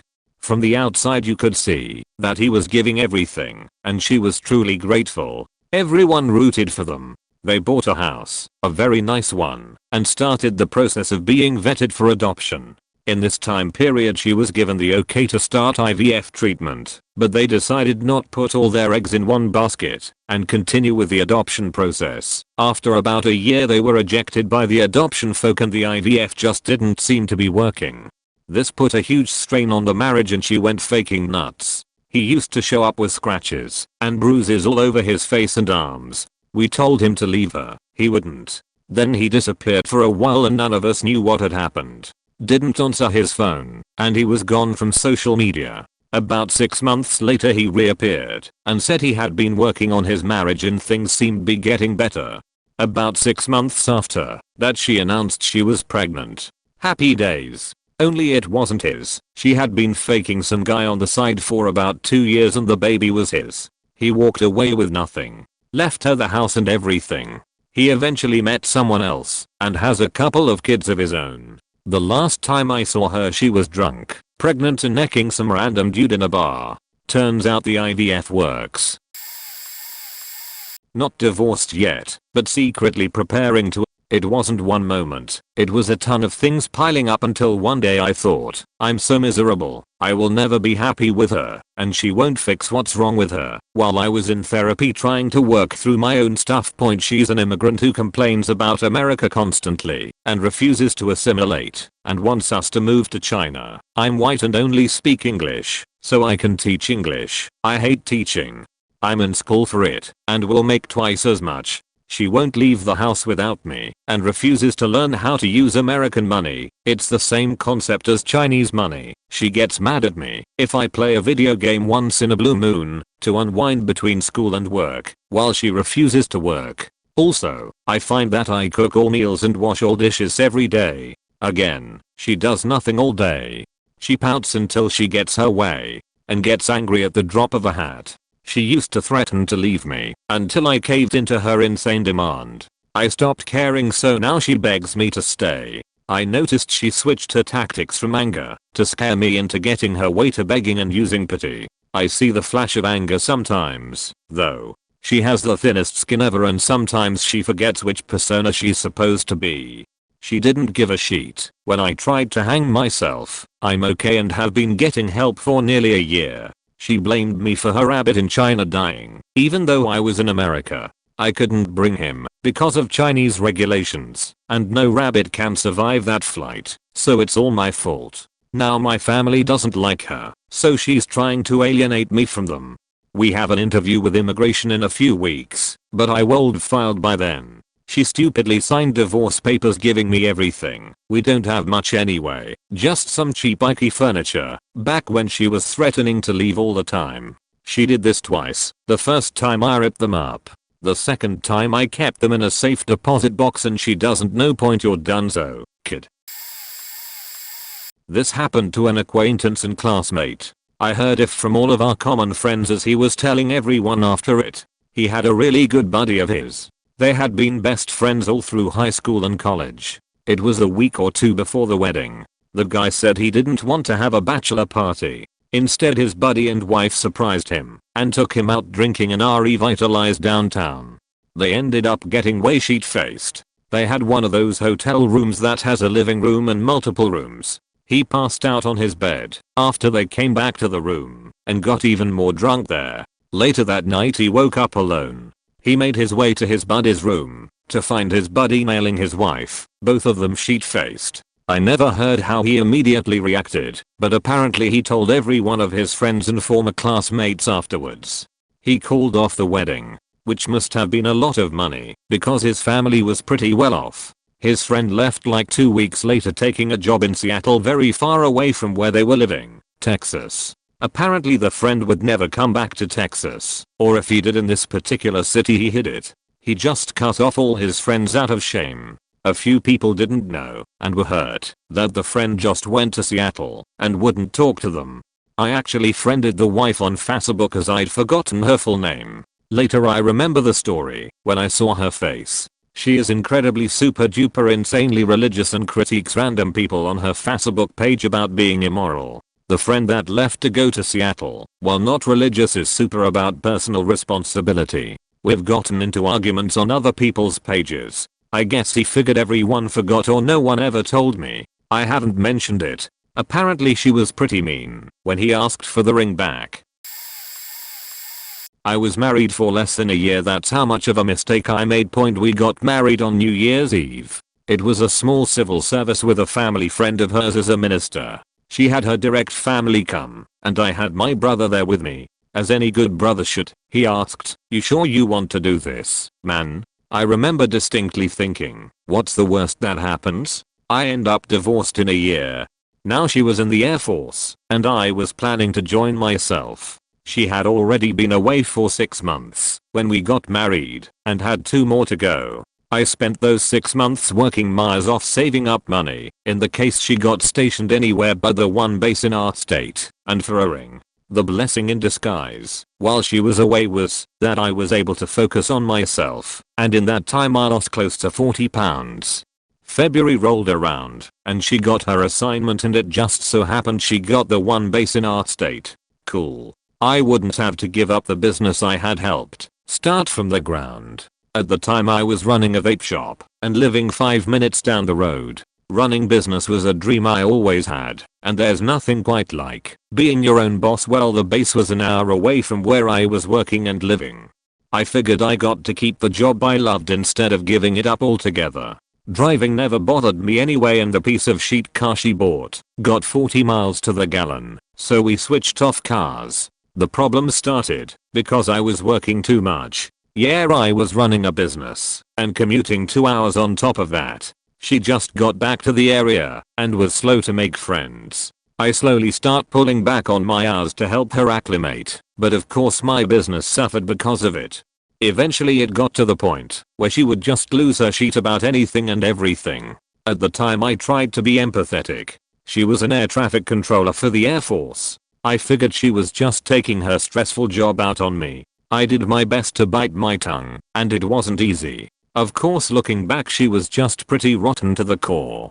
Her little rampages ended up wearing me down. Even though I was maintaining our apartment, cooking, taking care of our dog, and trying to make up for lost hours at work, I was good for nothing in her eyes. Getting told I was a useless piece of shit almost daily, I quickly lost the passion for the business I once loved. Yeah, it was vaping, and the culture surrounding it kind of sucks, but it may have saved my life. I quit smoking cigarettes 3 years ago, and no longer do either, thanks to vaping. Both of my grandfathers died of smoking related illnesses. I gave up my shop and found a job closer to my new home. I was working a golf course on base, so I was working another job that I loved passionately. At this point in my life I'd already spent at least 3 years working everything but the kitchen on a golf course. Groundskeeping paid second only to caddying, but it was my favorite job on a course. Where I'm from, courses close for the winter, so ideally I would find work as the season closed out. Not too much changed with the new job. I was still working miles off, and I was still the same old useless piece of shit to her. On the bright side, I was out of work by 2, so every other week our schedules would line up. I don't know what was bright about it though. Towards the end I looked forward much more to the weeks our schedules were opposite. The company of my dog was much less stressful. All this time I had been working on enlisting, and by now I had already killed it on the ASVAB. I had a pick at any job I wanted, and I knew better than to listen to anything a recruiter would tell me to get me out sooner. Now the problem was I had to find a job that had an opening at the base I was living by, because her job had priority and only a handful of jobs I could get would trump hers. There were a couple sure shots that my then wife encouraged me to pick. Services, a receptionist at the gym, or cook. Personnel, an ID card maker, among other things. It's one thing that I was taking a pay cut to join, but to go from being my own boss to handing out towels wasn't the life I was looking for. If I was a useless piece of shit before I enlisted, I'd end up a self-loathing useless piece of shit with any of those jobs for sure. Instead I had 2 dream jobs, a computer programming job and a flying job. The computer programming job could get stationed just about anywhere, so it would be good for our marriage. The problem with that one was the EDPT was a barrier to entry. It was an incredibly tough sequence and logic test. The questions themselves weren't hard, but the sheer number of them you had to complete and the time limit is really what strained you. The flying job, on the other hand, would not have been so good for my marriage. It was one of those jobs that would take priority over hers, so we would have had to spend at least 1.5 years apart while I went through training. When it came to picking my dream sheet, I listed a bunch of Intel jobs I knew never dropped and put the programming and flying job at the top of my list. The liaison showing me the available jobs let me know the flying job was in demand and had a ship date that lined up perfectly with when I finished my work at the golf course. At that point I still wanted my marriage to work out, because who wants to be divorced at 23? So I was really hoping I'd passed the EDPT point. A few days after I took the test I got the bad news that I passed, but not by enough to get the job. The good news was I got the flying job I wanted, but I knew it was a death sentence for my marriage. At this point in time it was August and a few days before my birthday. We talked about the news I'd received and what we were going to do about it. She left me with an ultimatum. Leave the job on the table or leave me. Lucky for me, just in time for my birthday, I found out she was planning on faking a dude once I left for basic. That was when I realized, yup, I'm asking this girl to divorce me. Luckily, I made it out without too much damage. She racked up a couple thousand in credit card debt and took all the furniture. The only thing I really lost out of that marriage was that damn dog. I'd never had a dog so dumb or so beautiful. I ended up moving in with my brother and went back to commuting 2 hours a day. I slept in the same bed as him, but I'm more than thankful I got to spend those 2 months with him before I left, even if it was living pretty impoverished. During those 2 months I met some cool people and really made some great memories before I signed 4 years of my life away. TLDR, got called a useless piece of shit. Got a new job. Got called a useless piece of shit. Enlisted in the Air Force. She wasn't happy I ended up with the job I did. Found out she was planning on faking Jodie while I was gone. Finally noped out of their point and now I'm peacefully alone in Alabama. On the most complete train wreck of a road trip there ever was, she began threatening suicide because she started thinking she wouldn't get a job that she just interviewed for. Note, not a job where she'd built up to it for years. It was pretty mundane. And not because of some deep dark fear about herself that not getting the job would prove. And we had no concern about economic hardship, although she sometimes worried out loud that we would become homeless.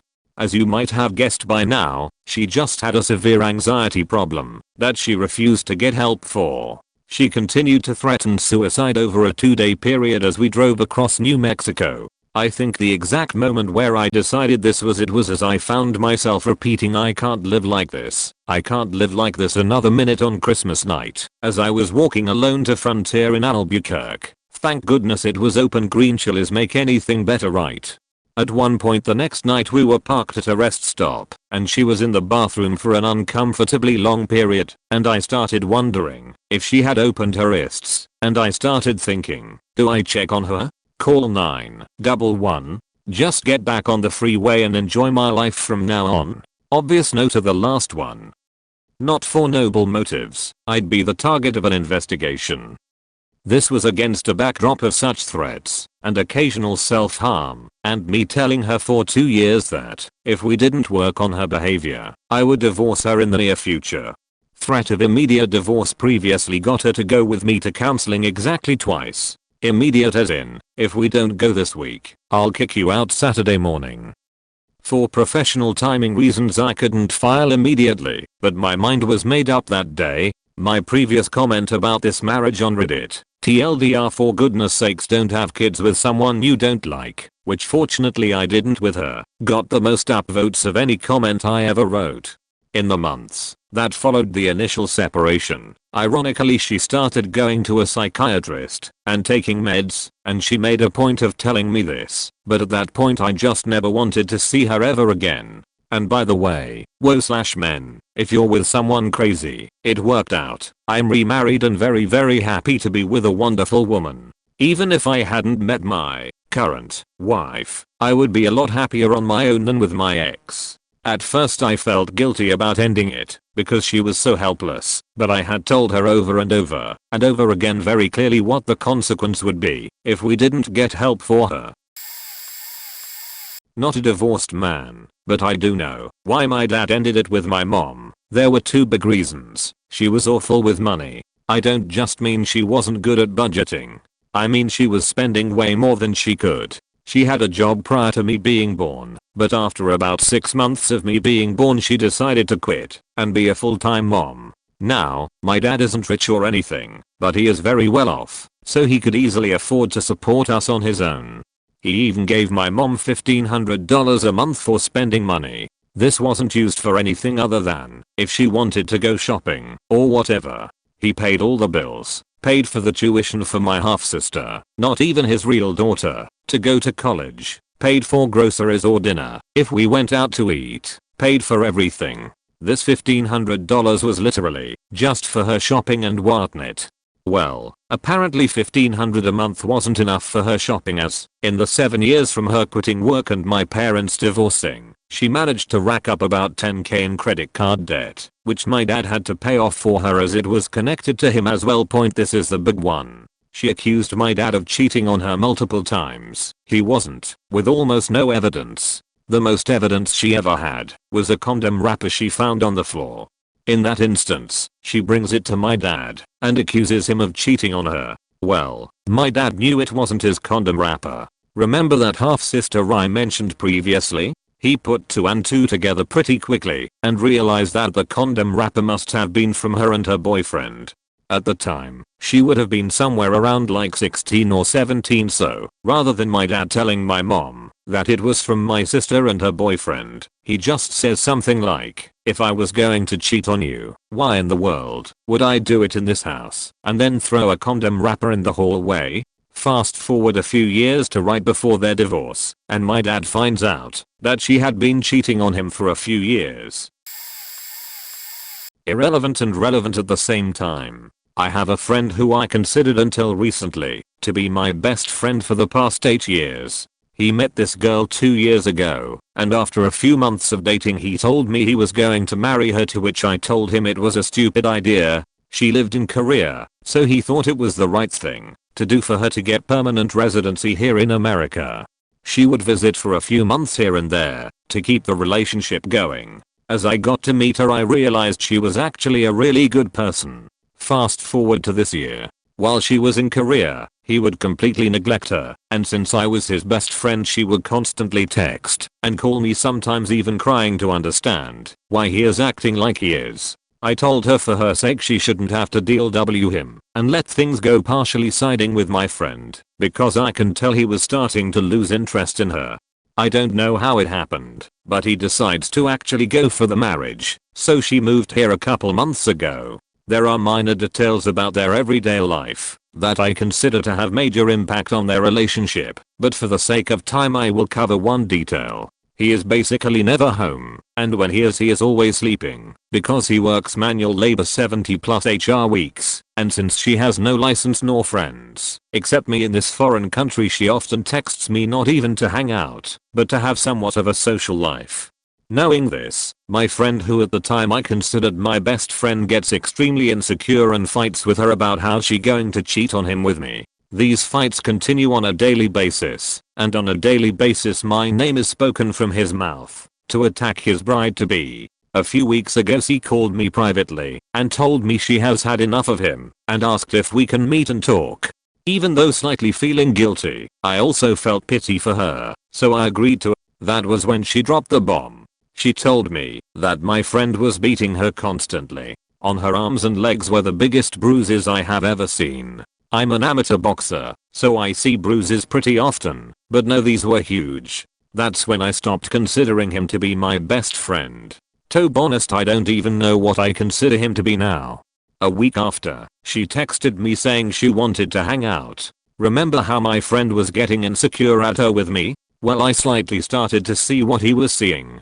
She was flirting with me. At first I didn't really notice it, being that I was her only friend in America, so I just took it that she was being really nice. Later into the night she ended kissing me. That was when I had to back off and think about the whole situation. It just completely confused me, but at the same time, didn't surprise me at all. Does she really have feelings for me? Or is it because I'm her only friend and I happen to be a guy? To some extent I'm probably a gateway of release to her miserable relationship at home. Anyway, she contacted me today saying they got legally married today, lol.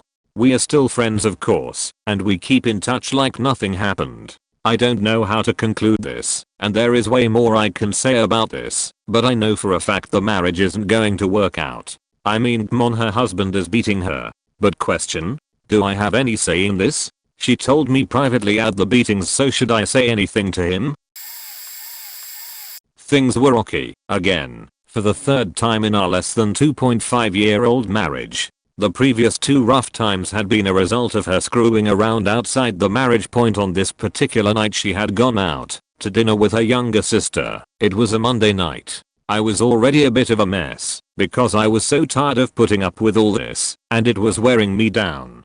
I was also sleeping on the couch by her request, since she needed space. I just started on a new client that day. I was a consultant, and that was a bit stressful, since it was a big job with a lot riding on it, and she knew this. I couldn't sleep already, but it didn't help that I kept looking at the clock. 11 PM, no word from her. Midnight, still nothing. 1 AM, now I'm worried that something happened to her, since she doesn't stay out this late, and she has work the next day.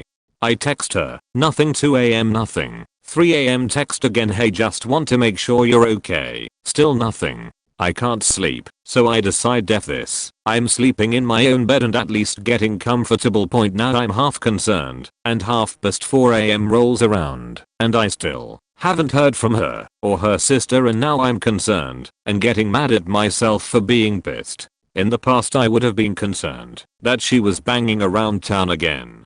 That thought had crossed my mind, but it surprisingly did nothing, and I no longer even cared if she was sleeping around. At that point I decided that I was done. 415. I hear the door open and now all concern and anger goes out the door and I stay calm. She comes in the room, I say hi, she says hey, and she grabs her clothes and goes and lays on the couch in the other room without saying a word.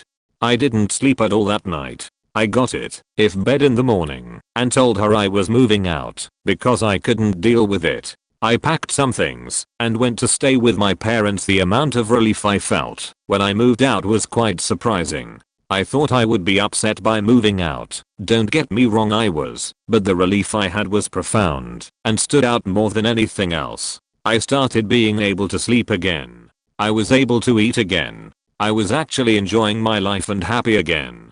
I later found out that she had been with a guy she met at our gym the night she didn't come home. I don't know why she ever said yes to marrying me, but I learned a lot about myself and what's important to me in the long run. It was hell going through it at the time, but it's been about 1.5 years since I moved out, and I can honestly say I think I'm happier and better for it. I wish divorce upon no one. In my eyes, when you marry someone you make a promise to fully trust one another. When one party repeatedly takes advantage of that and shows no signs of wanting to fix it, there is no coming back from that. Divorce isn't for everyone, as it shouldn't, because it is so gut-wrenching. I wish it upon no one, but it's working out quite nicely for me.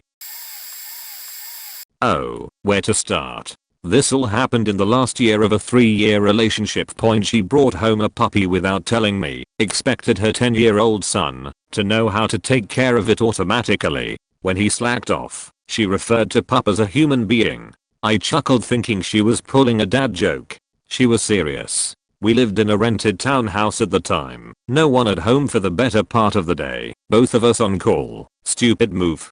I was visiting my mother in a hospital across town. 20-minute drive. I was gone a total of 2 hours. Asked me if I was really at the hospital, and if I still wanted to be with her. Stopped me from going to gym or any other sports activity, unless we all went as a family. I argued her son can't go in yet to the gyms. The 100-degree weather made it impossible to be outside every time.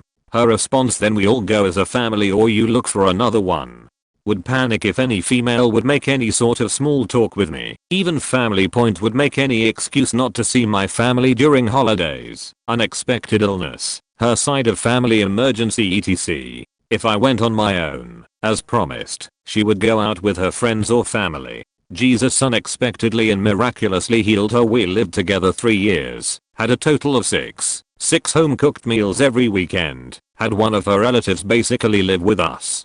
Any oral issues she thought were devastating. She would bring up any issue while we were in bed, which led to sleepless nights for me, or her leaving our bedroom if I felt like resting after 20 hours of being out of bed. Any argument, she would leave with family for the night and not tell me where she was. I was always the bad guy. Her conversations were what knew things were going on with the Kardashians, or why I didn't agree with what Rachel Maddow said was true. The entire time I debated whether to cancel the satellite subscription. I ended up taking more call days and volunteer weekend shifts just to not be around her. The final kicker: walked away one weekend, defeated after she threatened to call the cops on me for DV. According to her, because I was emotionally abusive. The truth was I stopped/took her son's side after I heard him screaming, only to find her slapping him around for not cleaning his room on a summer Saturday. Close bracket. She had a serious conversation with me the next Monday after I returned from a nice restful weekend in a hotel. Said the only way to save our relationship is for her to get pregnant. So, it could bring us closer together. There are many more. This is just off the top of my head. Point. Yes, she was very attractive with 2-4 natural curves. Extremely sensual in bed and pretty much open to anything. Point. Yes, my fault for not ending it sooner and choosing her for all the wrong reasons. This all started 3 weeks ago, and I'm miserable right now. I go to college and work part-time, while she works full-time, married young. She can't manage money and, even after fighting about it tooth and nail for months, every single month she's short on cash. She doesn't know where her money is. I have to continuously bail her out on my 30 hours per week to her 50 hours per week.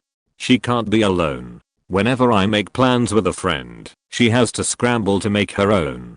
She's jealous of me and my friends, even though they are great to her and treat her very nicely. She's depressed and doesn't like sex. I know it makes me suspicious too. She is vile levels of messy and disorganized. Her car is literally a dumpster with enough room for a driver. I have to battle her to keep the apartment from getting that way as well. Tips on the floor, hair clogged shower drain with standing water, mountains of cloths, presser tags, earrings, jewelry, trash all over the place all the time. She does nothing around the apartment. Doesn't do dishes, doesn't do laundry, doesn't clean rooms. She's literally useless. Can't bring home money and can't take care of anything. She likely has undiagnosed AD/AD or something. The final straw was when, for months, I had warned her and I was planning to take an intense summer session class that meant less time for working. I saved money from checks and my tax return to help pay bills while I worked less. 5 days before class starts, she tells me she has 2 unpaid traffic citations. They were overdue by a lot. She had no money, as usual, to pay them, so I had to bail her out. I paid over $700. Her license was only a day or 2 from suspension, and that would have been an extra $200. I paid them and threw a fuming fit all day. 4 days later I ask her to get the power and internet since I paid so much, and she just says, nope, I don't have any money. I wrench her card from her and check everything online, and even in the past 4 days, after I bailed her out for those citations, she had spent $98 on fast food alone. We had a huge fight and she's staying with a friend going on 3 weeks now. I'm broke, in an intense class, and emotionally disturbed at the moment. I told her to get the fuck out, and haven't seen her since. We are more than certain to get divorced. FML. Well, TBH, she's the one who started the separation. Cool 7th wedding anniversary gift. And I did try to hold on for a while, because at the start it had seemed like some kind of temporary insanity and life carried onwards and upwards as closely as ever, until a very artificial overnight switch to complete cold shoulder tactics. Even then I was still uncertain. There were good days, great days, and days that seemed to make no sense. We still lived together for 6 months, after she fired the starter pistol in January. 2 months in I saw her joke about doing something very legally damaging to me for factual reason. 3 months in, I'd gotten worried enough to bust into her histories and logs. I would have asked her for a divorce then, because I found exactly how much of a pathological liar she'd been both to and about me, in a viciously spiteful, cruel, evil way. She was spinning me in the worst possible light, retconning our whole relationship, to make it all seem terrible thanks to me, poisoning almost every mutual friend against me, salting the earth by going on about me to new friends she was making, people I'd never even met or spoken to, but I'm sure I will eventually as her crowd grows, and adding all of the BS she spewed together. It made me look like some caricature evil villain of a husband from a faking B-movie. And people bought it, because she was popular and friendly. She even joked about that last part to her latest victim. Seriously, a kid way younger than her, and a virgin to boot. She's gone full midlife crisis cougar. So yeah, finding out all that pretty much had her. If we weren't already getting a divorce, I'd be suing for adultery right now. Vote. It was tempting to write up till before moving out.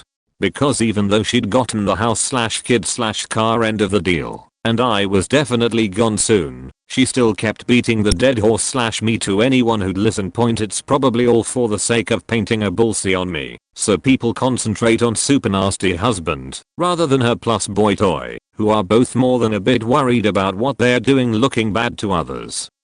So they're trying to hide it and distract people from it. Had already gone through one cheating event, but it was early on in the relationship. We were away from each other at that point, and I decided to let it slide after much crying and cajoling and blaming it on booze on her part. It was a super dramatic scene, but I caved and figured it was behind us 3 years and a ring later. She says she's catching a plane to go visit her folks in upstate New York. We lived in Maine. The plan was to head to work that day, and then she'd go from work to the airport. She did this about every 6 months or so I didn't think twice about it. I was sick that morning with an ugly cold, so I stayed home. Eventually the phone rang. To this day I have no idea why she decided to use a landline for this instead of her cell phone. I'll let the machine get it. And I heard, "Hello Ms. Voidmark, this is Delta Airlines and we're confirming your flight to California." California, where the fling with the other dude had happened. Called her folks, who I was reasonably close with. Found out she hadn't been down to visit in around a year. Mom-in-law was horrified when I told her what was up. Called her up, feigning ignorance, and asked if she could drive up and visit us. "Oh, no, I'm visiting a friend in California." "Well, can I come next weekend?" "Oh no, I'll be very busy with work, and so will Voidmark." "I'll come down and visit you, don't worry about it." "Is this friend a male friend?" "Yeah, an old friend from school." "Does Voidmark know about this?" "Yes mom." "Geez, he's totally fine with it. He trusts me." "Don't be weird. You have such antiquated views on this stuff." Mom-in-law called me back and agreed to make the drive up to get her stuff. She was beyond livid. The apartment was in my name and I owned most of the things in it, so I changed the locks that afternoon and took her name off the lease. We loaded her stuff into the van, and she drove it back to New York and put it all in the garage. I didn't want to talk to her, so her parents got her on the phone and confronted her. She denied everything until they'd told her they'd already talked to me about it, and she freaked out. She was informed that I was done. Her stuff had been moved out, and her family was furious with her. Her response was to cancel her plane ticket home, and she just stayed out in California.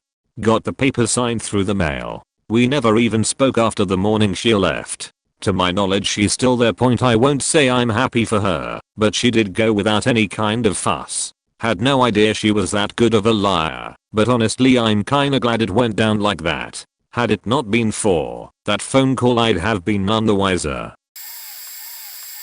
Actually going through the, hopefully final, stages of the divorce at this moment. Background. After nearly 11 years of marriage, found out that she had been having an affair for at least 18 months with a coworker. When she started it, our kids were 3 years and 1.5 years old. We weren't always great together, but damn did we work. Had to come from nothing in our early years to being incredibly comfortable later in our marriage. Both have been very fortunate professionally.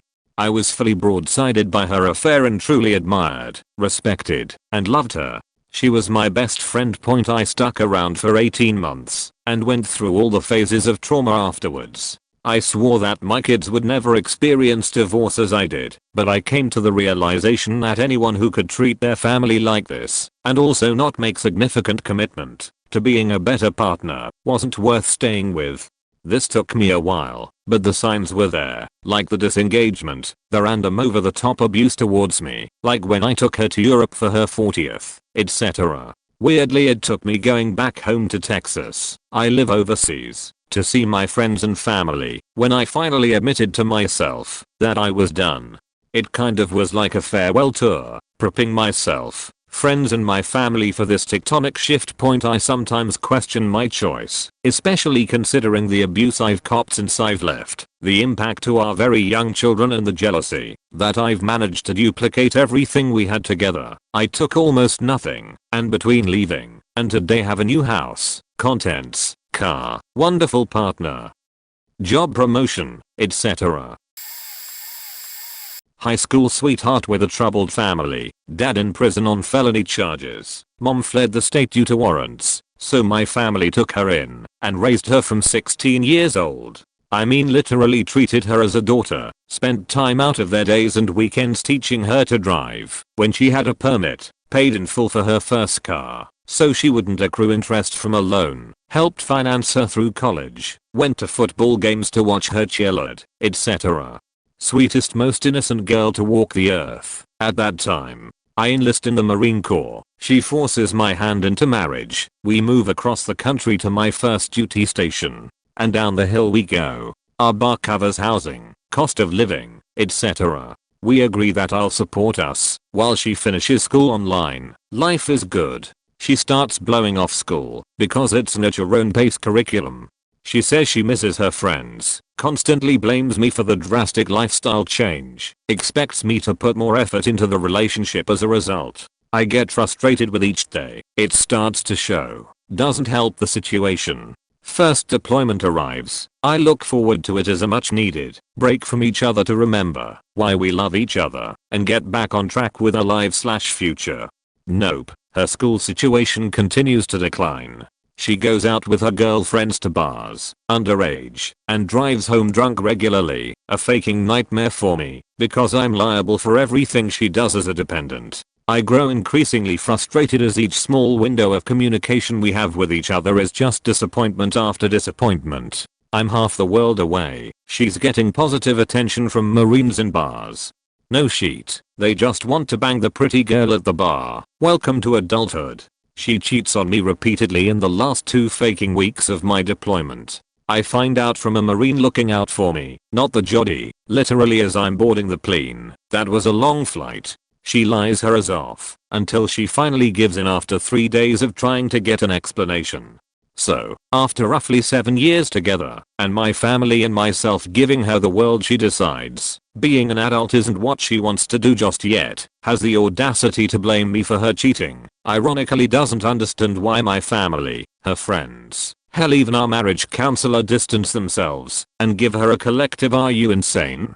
response when she seeks moral support/confirmation for her actions. Final straw was her guilting me when I lost almost 20 pounds from the depression, developed a drinking problem, had breakdowns almost every day, etc. Point because it makes her feel kinda bad, and she is getting tired of apologizing. Oh, and the kicker, I was only experiencing what people our age are supposed to experience as a married woman, child, crazy beach. Point TLDR. After 7 years together and myself/family providing her a significantly better life than her own family could, high school sweetheart cheats on me in the final 2 weeks of my first deployment, then blames me for her actions. Not divorced, but was in a long relationship with someone I thought I loved. When we first met I was timid and reserved, being burned multiple times by unstable women, and so was I this time, but it didn't take long to fall for her. I worked the first shift, while she was working second at a kiosk stand. I was doing a little bit better money-wise than her, but didn't mind. She liked me for who I was, and I liked her back. After a pretty long time of good sex, sweet messages and hanging out with me, we started going out with her friends. I slowly started realizing that her past, which I brushed off for months, is far more influencing her than I thought. Her friends were all drug and alcohol abusers, had shitty jobs, no ambitions. She was the best out of the bunch, but I could clearly see that she hangs out with them for more than just past friendships. What I brushed off at first as harmless drinking after work turned out to be very heavy alcoholism that she practiced for years. I don't smoke, nor do I drink a lot, but she did way more than I do, and that was to cope with the world full of assholes and whatnot. Her sweet words stopped. She would dodge session dates. I didn't change anything in the way I behaved, but she started distancing herself from me while still using the services I provided. For instance, lifts to and from work, bringing her food that I made myself. She would never make food for me, not even herself. Going to cinemas and restaurants. Thankfully it didn't take too long before I realized I'm just being used, but I loved her enough to endure it, hoping it would change if I go the extra mile with all the effort. Point the moment I realized that all the work I'm putting in is for naughters, when she made a huge fit over her being late. That's right, we were supposed to meet one day afternoon after she has her tattoo done and finishes her date with girlfriend that came from England. I was alright with it, cracked open a cold one with the boys the night before and needed to recuperate anyway. But when the time was nearing, she said she will be late. And then later. And later. While we were supposed to meet to go to a local festival around afternoon, by the time she was back home it was long over and it was late evening.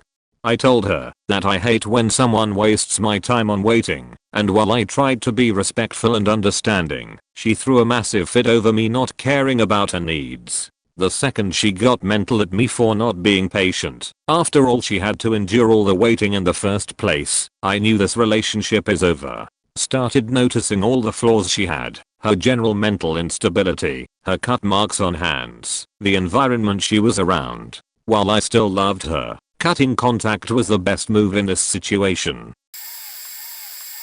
So not quite divorced, but we had talked of getting married. Mostly she wanted it, but I felt uneasy. First thing that made me wary was the very pushy, very rough making out, like biting hard enough to draw blood. She got worse and worse as the relationship went on. Point we visited her family for, and she got on a new birth control. While we were there, she had horrible cramps, so that helped. She texted me a week or so later about a guy stalking her.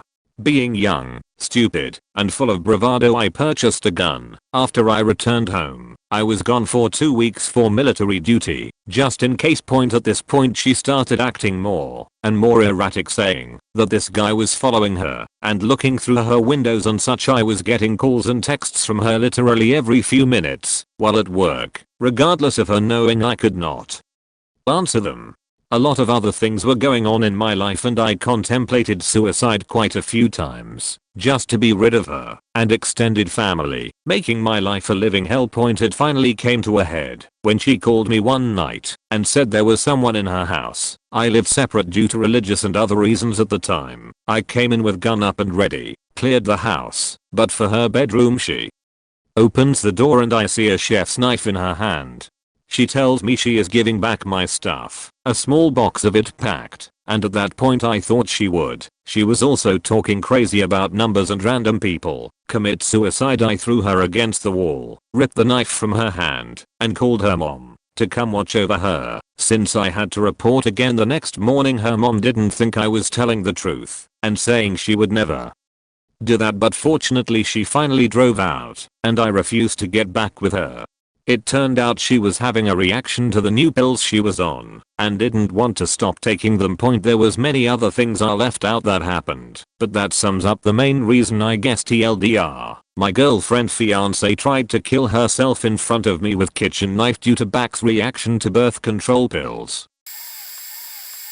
It began to creep in my mind when she started insisting I should delete my MySpace page, showing how long ago it was. She was always somewhat controlling and jealous, but I was young and very stupid. I'm just very stupid now. I did in the end, because I really didn't care about it in the first place and wanted to keep the peace. But it did throw up a red flag, and I started going through my phone bill, which at the time was nice, and had a list of phone numbers called and texted.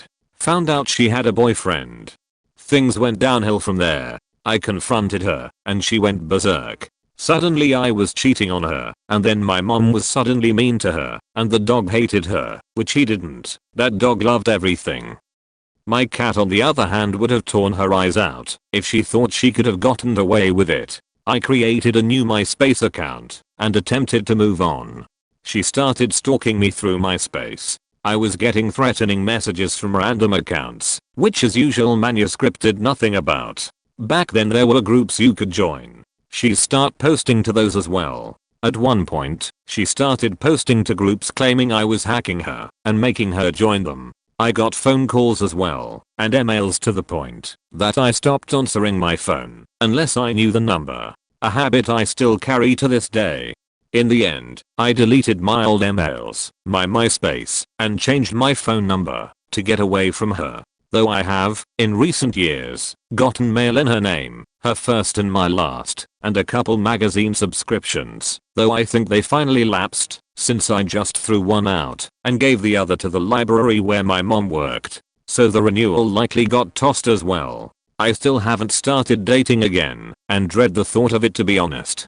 I finally joined Facebook a few years ago, but I still refuse to take a picture of myself and post it, or allow anyone to post my picture. That included the directory at my church. They've been fussing at me for months for refusing to have my picture taken. My email uses an assumed name, so only my FB account really offers access to me, and since there's no real identifying information, it's hard to know it's me. This is a NSFW post, so I'm just saying this, so you've been warned. This is more of a I knew we were not going to get married anymore moment, as she told me she wanted to marry me many times after a certain point in the relationship, and I thought she could possibly be the one, since we were head over heels for each other. After the first 6 months of dating we moved in together, and it was great. A few ups and downs and some fights, but we decided to have separate bedrooms because of different work schedules, but despite that we were still having sex at least 3 times a week since before, and after moving in together, we decided on a rule where we would need to do it at least 3 times a week too once we lived in the same apartment, and this usually took place in her bedroom. Eventually, after 4 to 6 months of living together, that had gone down to once a week, and after we had just gotten done doing it one afternoon I was still horny, because she was a very attractive girl, and had a way of driving me crazy wanting more after we did it, but once she finished she was out of the mood, because she would turn it off instantly. Past physical abuse by her father I would guess had something to do with it.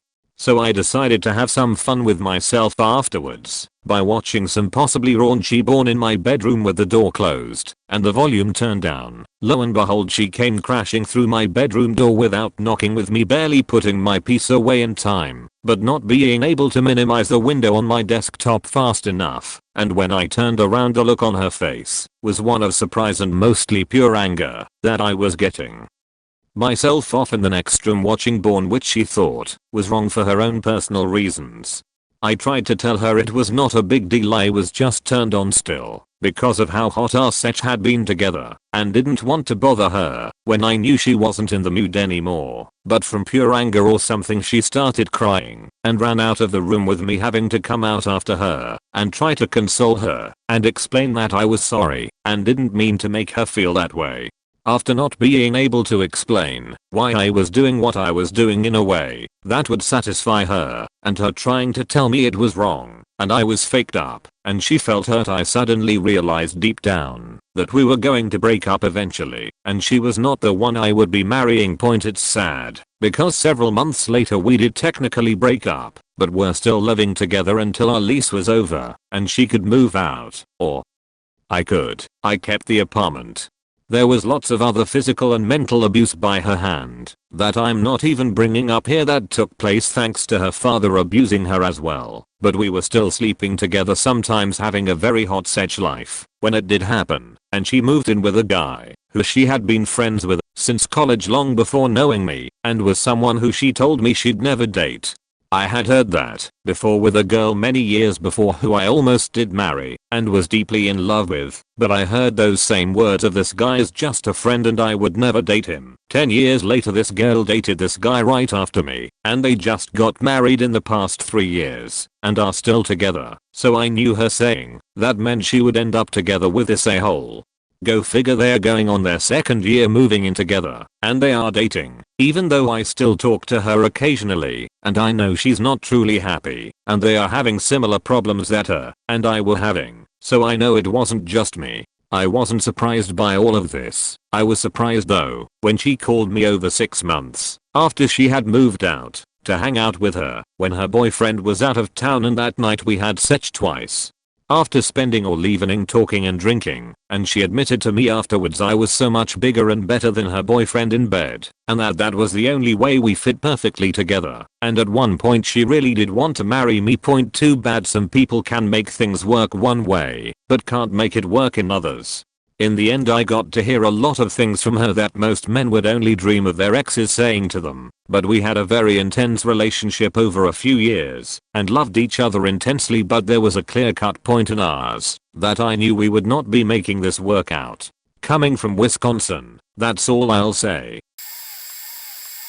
She had already romantically shut herself off to me, but we had a kid and had been married 6 years. I'm also loyal to a damn fault and still believe she was the one for me. I just had to figure out what I was doing wrong. One night at work I left in an ambulance because of chest pains. I originally thought nothing of it, but the nurse at work and then the EMTs for me all freaked out with oh my god it's a heart attack talk, and yeah, my pulse skyrocketed and so on.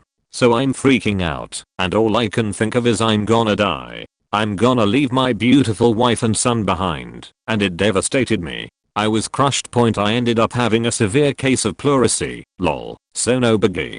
But I later told her my story and the emotions I had felt at the thought of leaving her and my boy behind, and I may as well have been talking about the weather. It had zero impact on her. That was the moment I knew she was no longer in love with me. But stupid me pushed that thought and the feelings that came with it deep inside. Fast forward a year, and I'm off work recovering from a massive injury. I fell into a deep depression due to that, and all the other shit I had been suppressing on account of having a wife that wanted a live-in sibling, not a husband. I got to a really dark place. So dark that I know I'd have swallowed a bullet if it weren't for my son. So I gave up and told the wife I needed to get myself checked in and get professional help, as I was getting bad enough I was afraid of what I might do. Her only response, Christmas is in 3 days. What the hell am I supposed to do with family events and shopping? That shit hurt. That place wouldn't take me though, as I was pretty sure I wouldn't harm myself. Once again, thanks to my boy. It took me about 6 months to recover and process it all. At which point I filed for divorce. The signs were just all too clear. I was not a husband. I was a paycheck and a symbol to her family that she had a normal family of her own. In 8 years together she only ever took 1 week off with me, and that was only after me begging for her to. After being together for 7 years and married for 4, for about a full year, one thought ran through my mind every day. I don't ever want to have kids, and I'm going to miss my wife. She wanted kids. I knew she did. I knew she would divorce me when I told her I don't want kids. Why did I marry her then? Maybe I thought I'd grow up a bit, or that every guy doesn't want kids until they're older, or that I'll be successful someday, so it won't be as hard as I fear.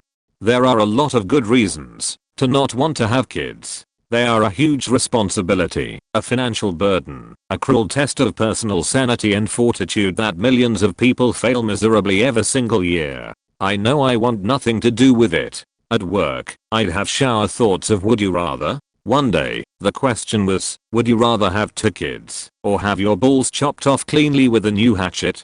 The answer was obviously not kids, ever. It was the easiest decision ever, and also the hardest. The follow-up question is what arrangement would work that you'd be okay with kids. Not even simply winning the lotto would be enough. It would be boarding school and daycare. I'd prefer to have nothing to do with them. In short, I'd be a shitty parent, and I know it. I hope that clearly explains my position on this topic. I told her, and it was the clear answer, that we'd get divorced. She stayed for a few months before finding another job closer to her parents. I loved my wife. I still do, but I used to too. She was my best friend, my only friend.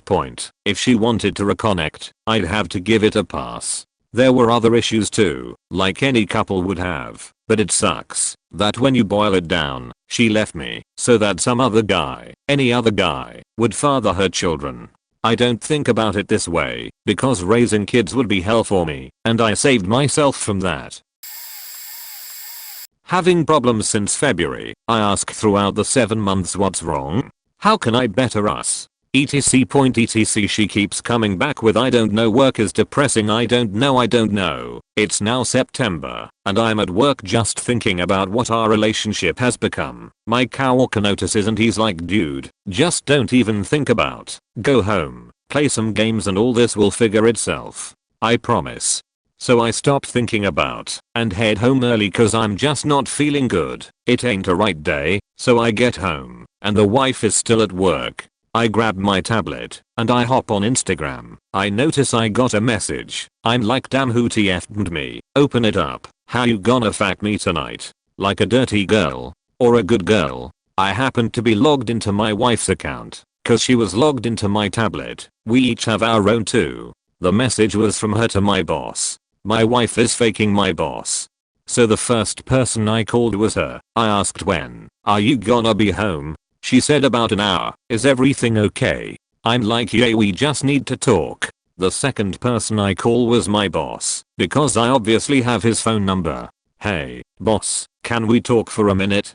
Like man to man. And he said, sure, what's this about? And I'm like, this is about my wife. He quickly goes, let me call you back on my personal. This is my work phone. I say, okay, we hang up. And he never calls again. Then she came home, and I made her explain everything. When I caught them in bed, her mom had actually told me that she had suspected an affair, and so had others. I was so married to the idea of marriage, religious upbringing, that I had stayed, like so many others. Knew we were both not happy together, but stayed for 17 years, because I didn't want to be divorced, and a failure lol. Throughout the marriage there were head games. Accusing me of abuse, even though I never laid a hand on her, actually faking a conversation with 911, believe it or not, and much verbal abuse. I disgusted her, etc. But because of religion I was dedicated to making it work. Fast forward to me catching them. Although I didn't ask for a divorce, I filed my own papers and handed them to her. And I was done. This was done while I was working 2 jobs.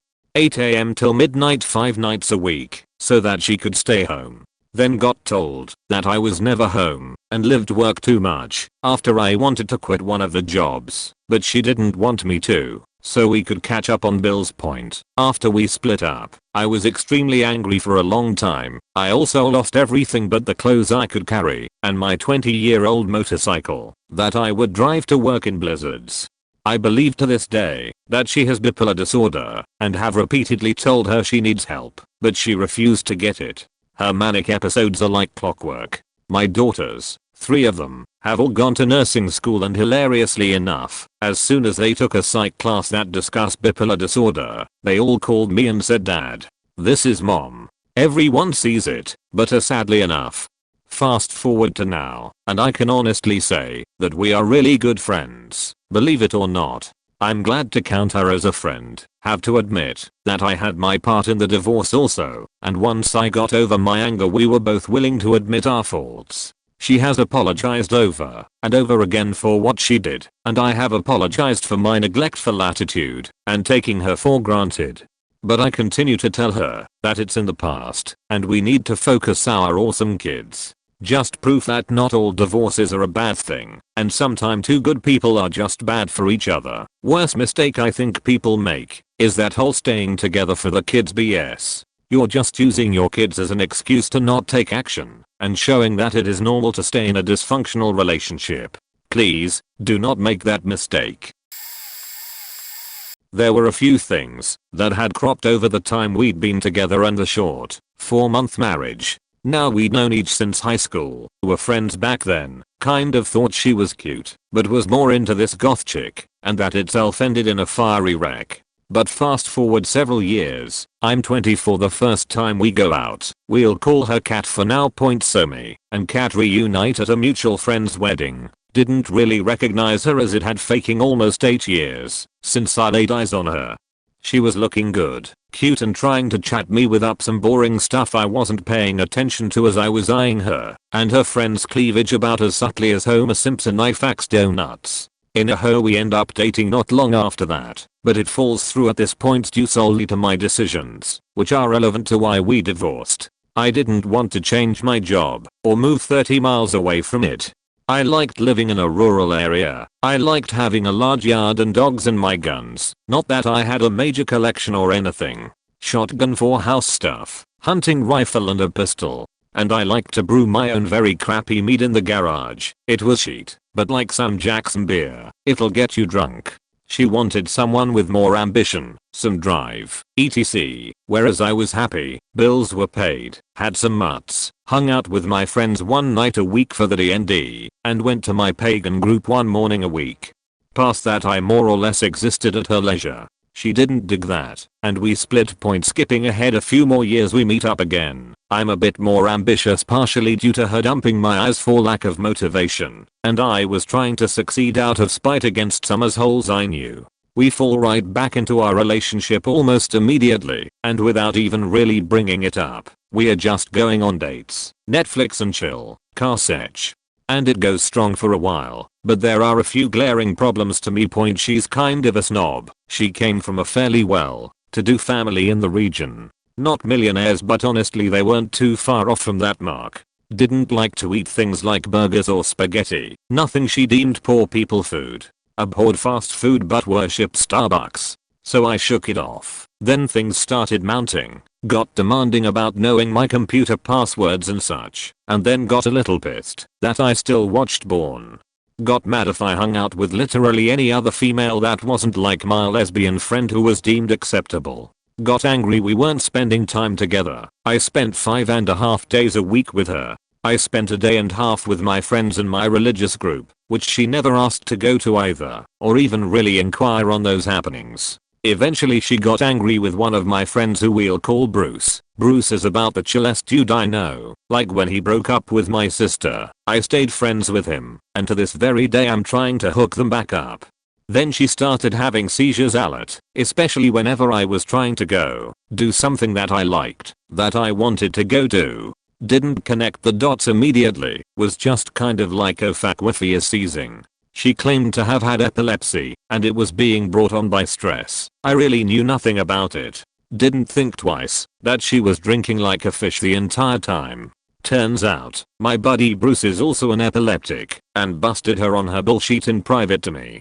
I'm a reasonable guy for the most part. I'm willing to overlook a lot. But faking illnesses, sorry if incorrect term, is just faking wrong to me. So I resolved to divorce her. I was going to do so after her sister's wedding. I legitimately couldn't get the time off work and we both agreed we could use a few days to calm down from all the stress. So I was going to wait till she got back and hopefully see if she was better. 1 hour into her plane flight from the west coast to the Gulf of Mexico, I got served with divorce papers. TLDR, wife was a controlling shrew, faked being epileptic to manipulate me, alienated me from my friends and family, and lastly beat me to the punch with a divorce after she said we'd talk about things when she got back from a wedding. I was married just over a year, but we were together for 4 years. Most if it was long distance. Being stationed overseas, we met in college and continued to talk after I joined the service. We saw each other as much as possible, which was about 1 to 2 weeks every 6 months to a year. After completing my sea time I had orders to Washington State. We got married en route to my new duty station. Thing we are great the first few months. She then said she was tired and depressed every day, so we went to the doc to see what we could do. After some time it became quite clear that there were larger issues than just seasonal depression from the short dark days. I started getting really mean and spiteful texts while at work for things and reasons I had no clue about. Turns out she had been hiding an eating disorder and some psychological issues from me for years. So I do what any new husband does, and we go get treatment. Tricker does not cover dietitian, phycologist for a dependent. So I pay out of pocket well over 1k a month. As a refor in the military that's most, if what I make for the month. After confiding in family and dealing with the physiological games for 13 months I had a breaking point. I received a phone call at work from my wife saying she was going to kill herself. I rush home, take her to the hospital, and call her mother. Said come get your daughter. Between the time her parent drive from us to get her about 3 to 4 days I saw a lawyer drafted the paper and said anything you want leave a note on it or put it in writing. She signed the papers and left. 6 months later I was clear of a really destructive and mentally abusive relationship. Worst part is I have reason to believe that her parents knew she had issues, knew I knew nothing about them, and let me walk right into it.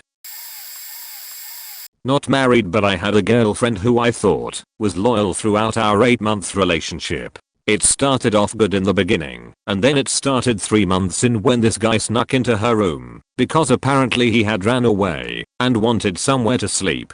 Posted it all over Snapchat. Then Christmas came around and I had to go back to my grandma's for family meetup. She stayed in the city while I was with my family, and she spent majority of the time around Christmas with him, and whenever I tried to call her she said she was out. Then I found pictures of her hanging with him and posting them on FB. Flash forward to February and he's over at her house and he's going over to her house almost every other weekend. I spent time with her during the week, but I always had free time on Saturday because that's when I tried to hang with her. But anyways, so then came the trust issues I had with her. I would allow her to go through my phone, but she didn't bother letting me go through it. I didn't think much of it, but I didn't care at the time. Around May I got sick of it, and then I finally told her if she wanted this relationship to keep going, she would have to stop talking to him. She claimed she did, and blocked him on everything. Then came around June and this was about the time she gave me her Snapchat login. Now on Snapchat they have this thing called memories, where you can take pictures on Snapchat, and you can save them. Anyway, so I go through her memories on Snapchat, and I find pictures of her hanging with him. Dating back a month before in May, when she went on trips with her family, and supposedly told me that it was just her fam. Instead she lied, and he was there on the trips. There was pictures of her with cuddling with him, or sleeping with him. She even took a Polaroid, and labeled it, like she was dating him. I confronted her about it, and she said oh I was messed up at the time, or I was drunk half the time, or even I just used him for weed. It messed me, and I lost all trust in her. I broke up with her, and she immediately started crying and telling me you are all I got. Please don't go. I straight up told her right there, and said well you should have thought of that when you were with him. Been out of my life for 2 years now. She didn't go back to him. Made me lose trust in relationships for a bit, and I didn't date a while. It really messed me up. Had only been married to her for a year, living in an apartment together, and not really getting along very well. She was nagging me all the time about everything, always mad when I wanted to do anything that didn't involve her. It sucked, but nothing I couldn't handle. She suggested we have a separation. I moved back in with my parents to see how she feels about the relationship while I'm gone.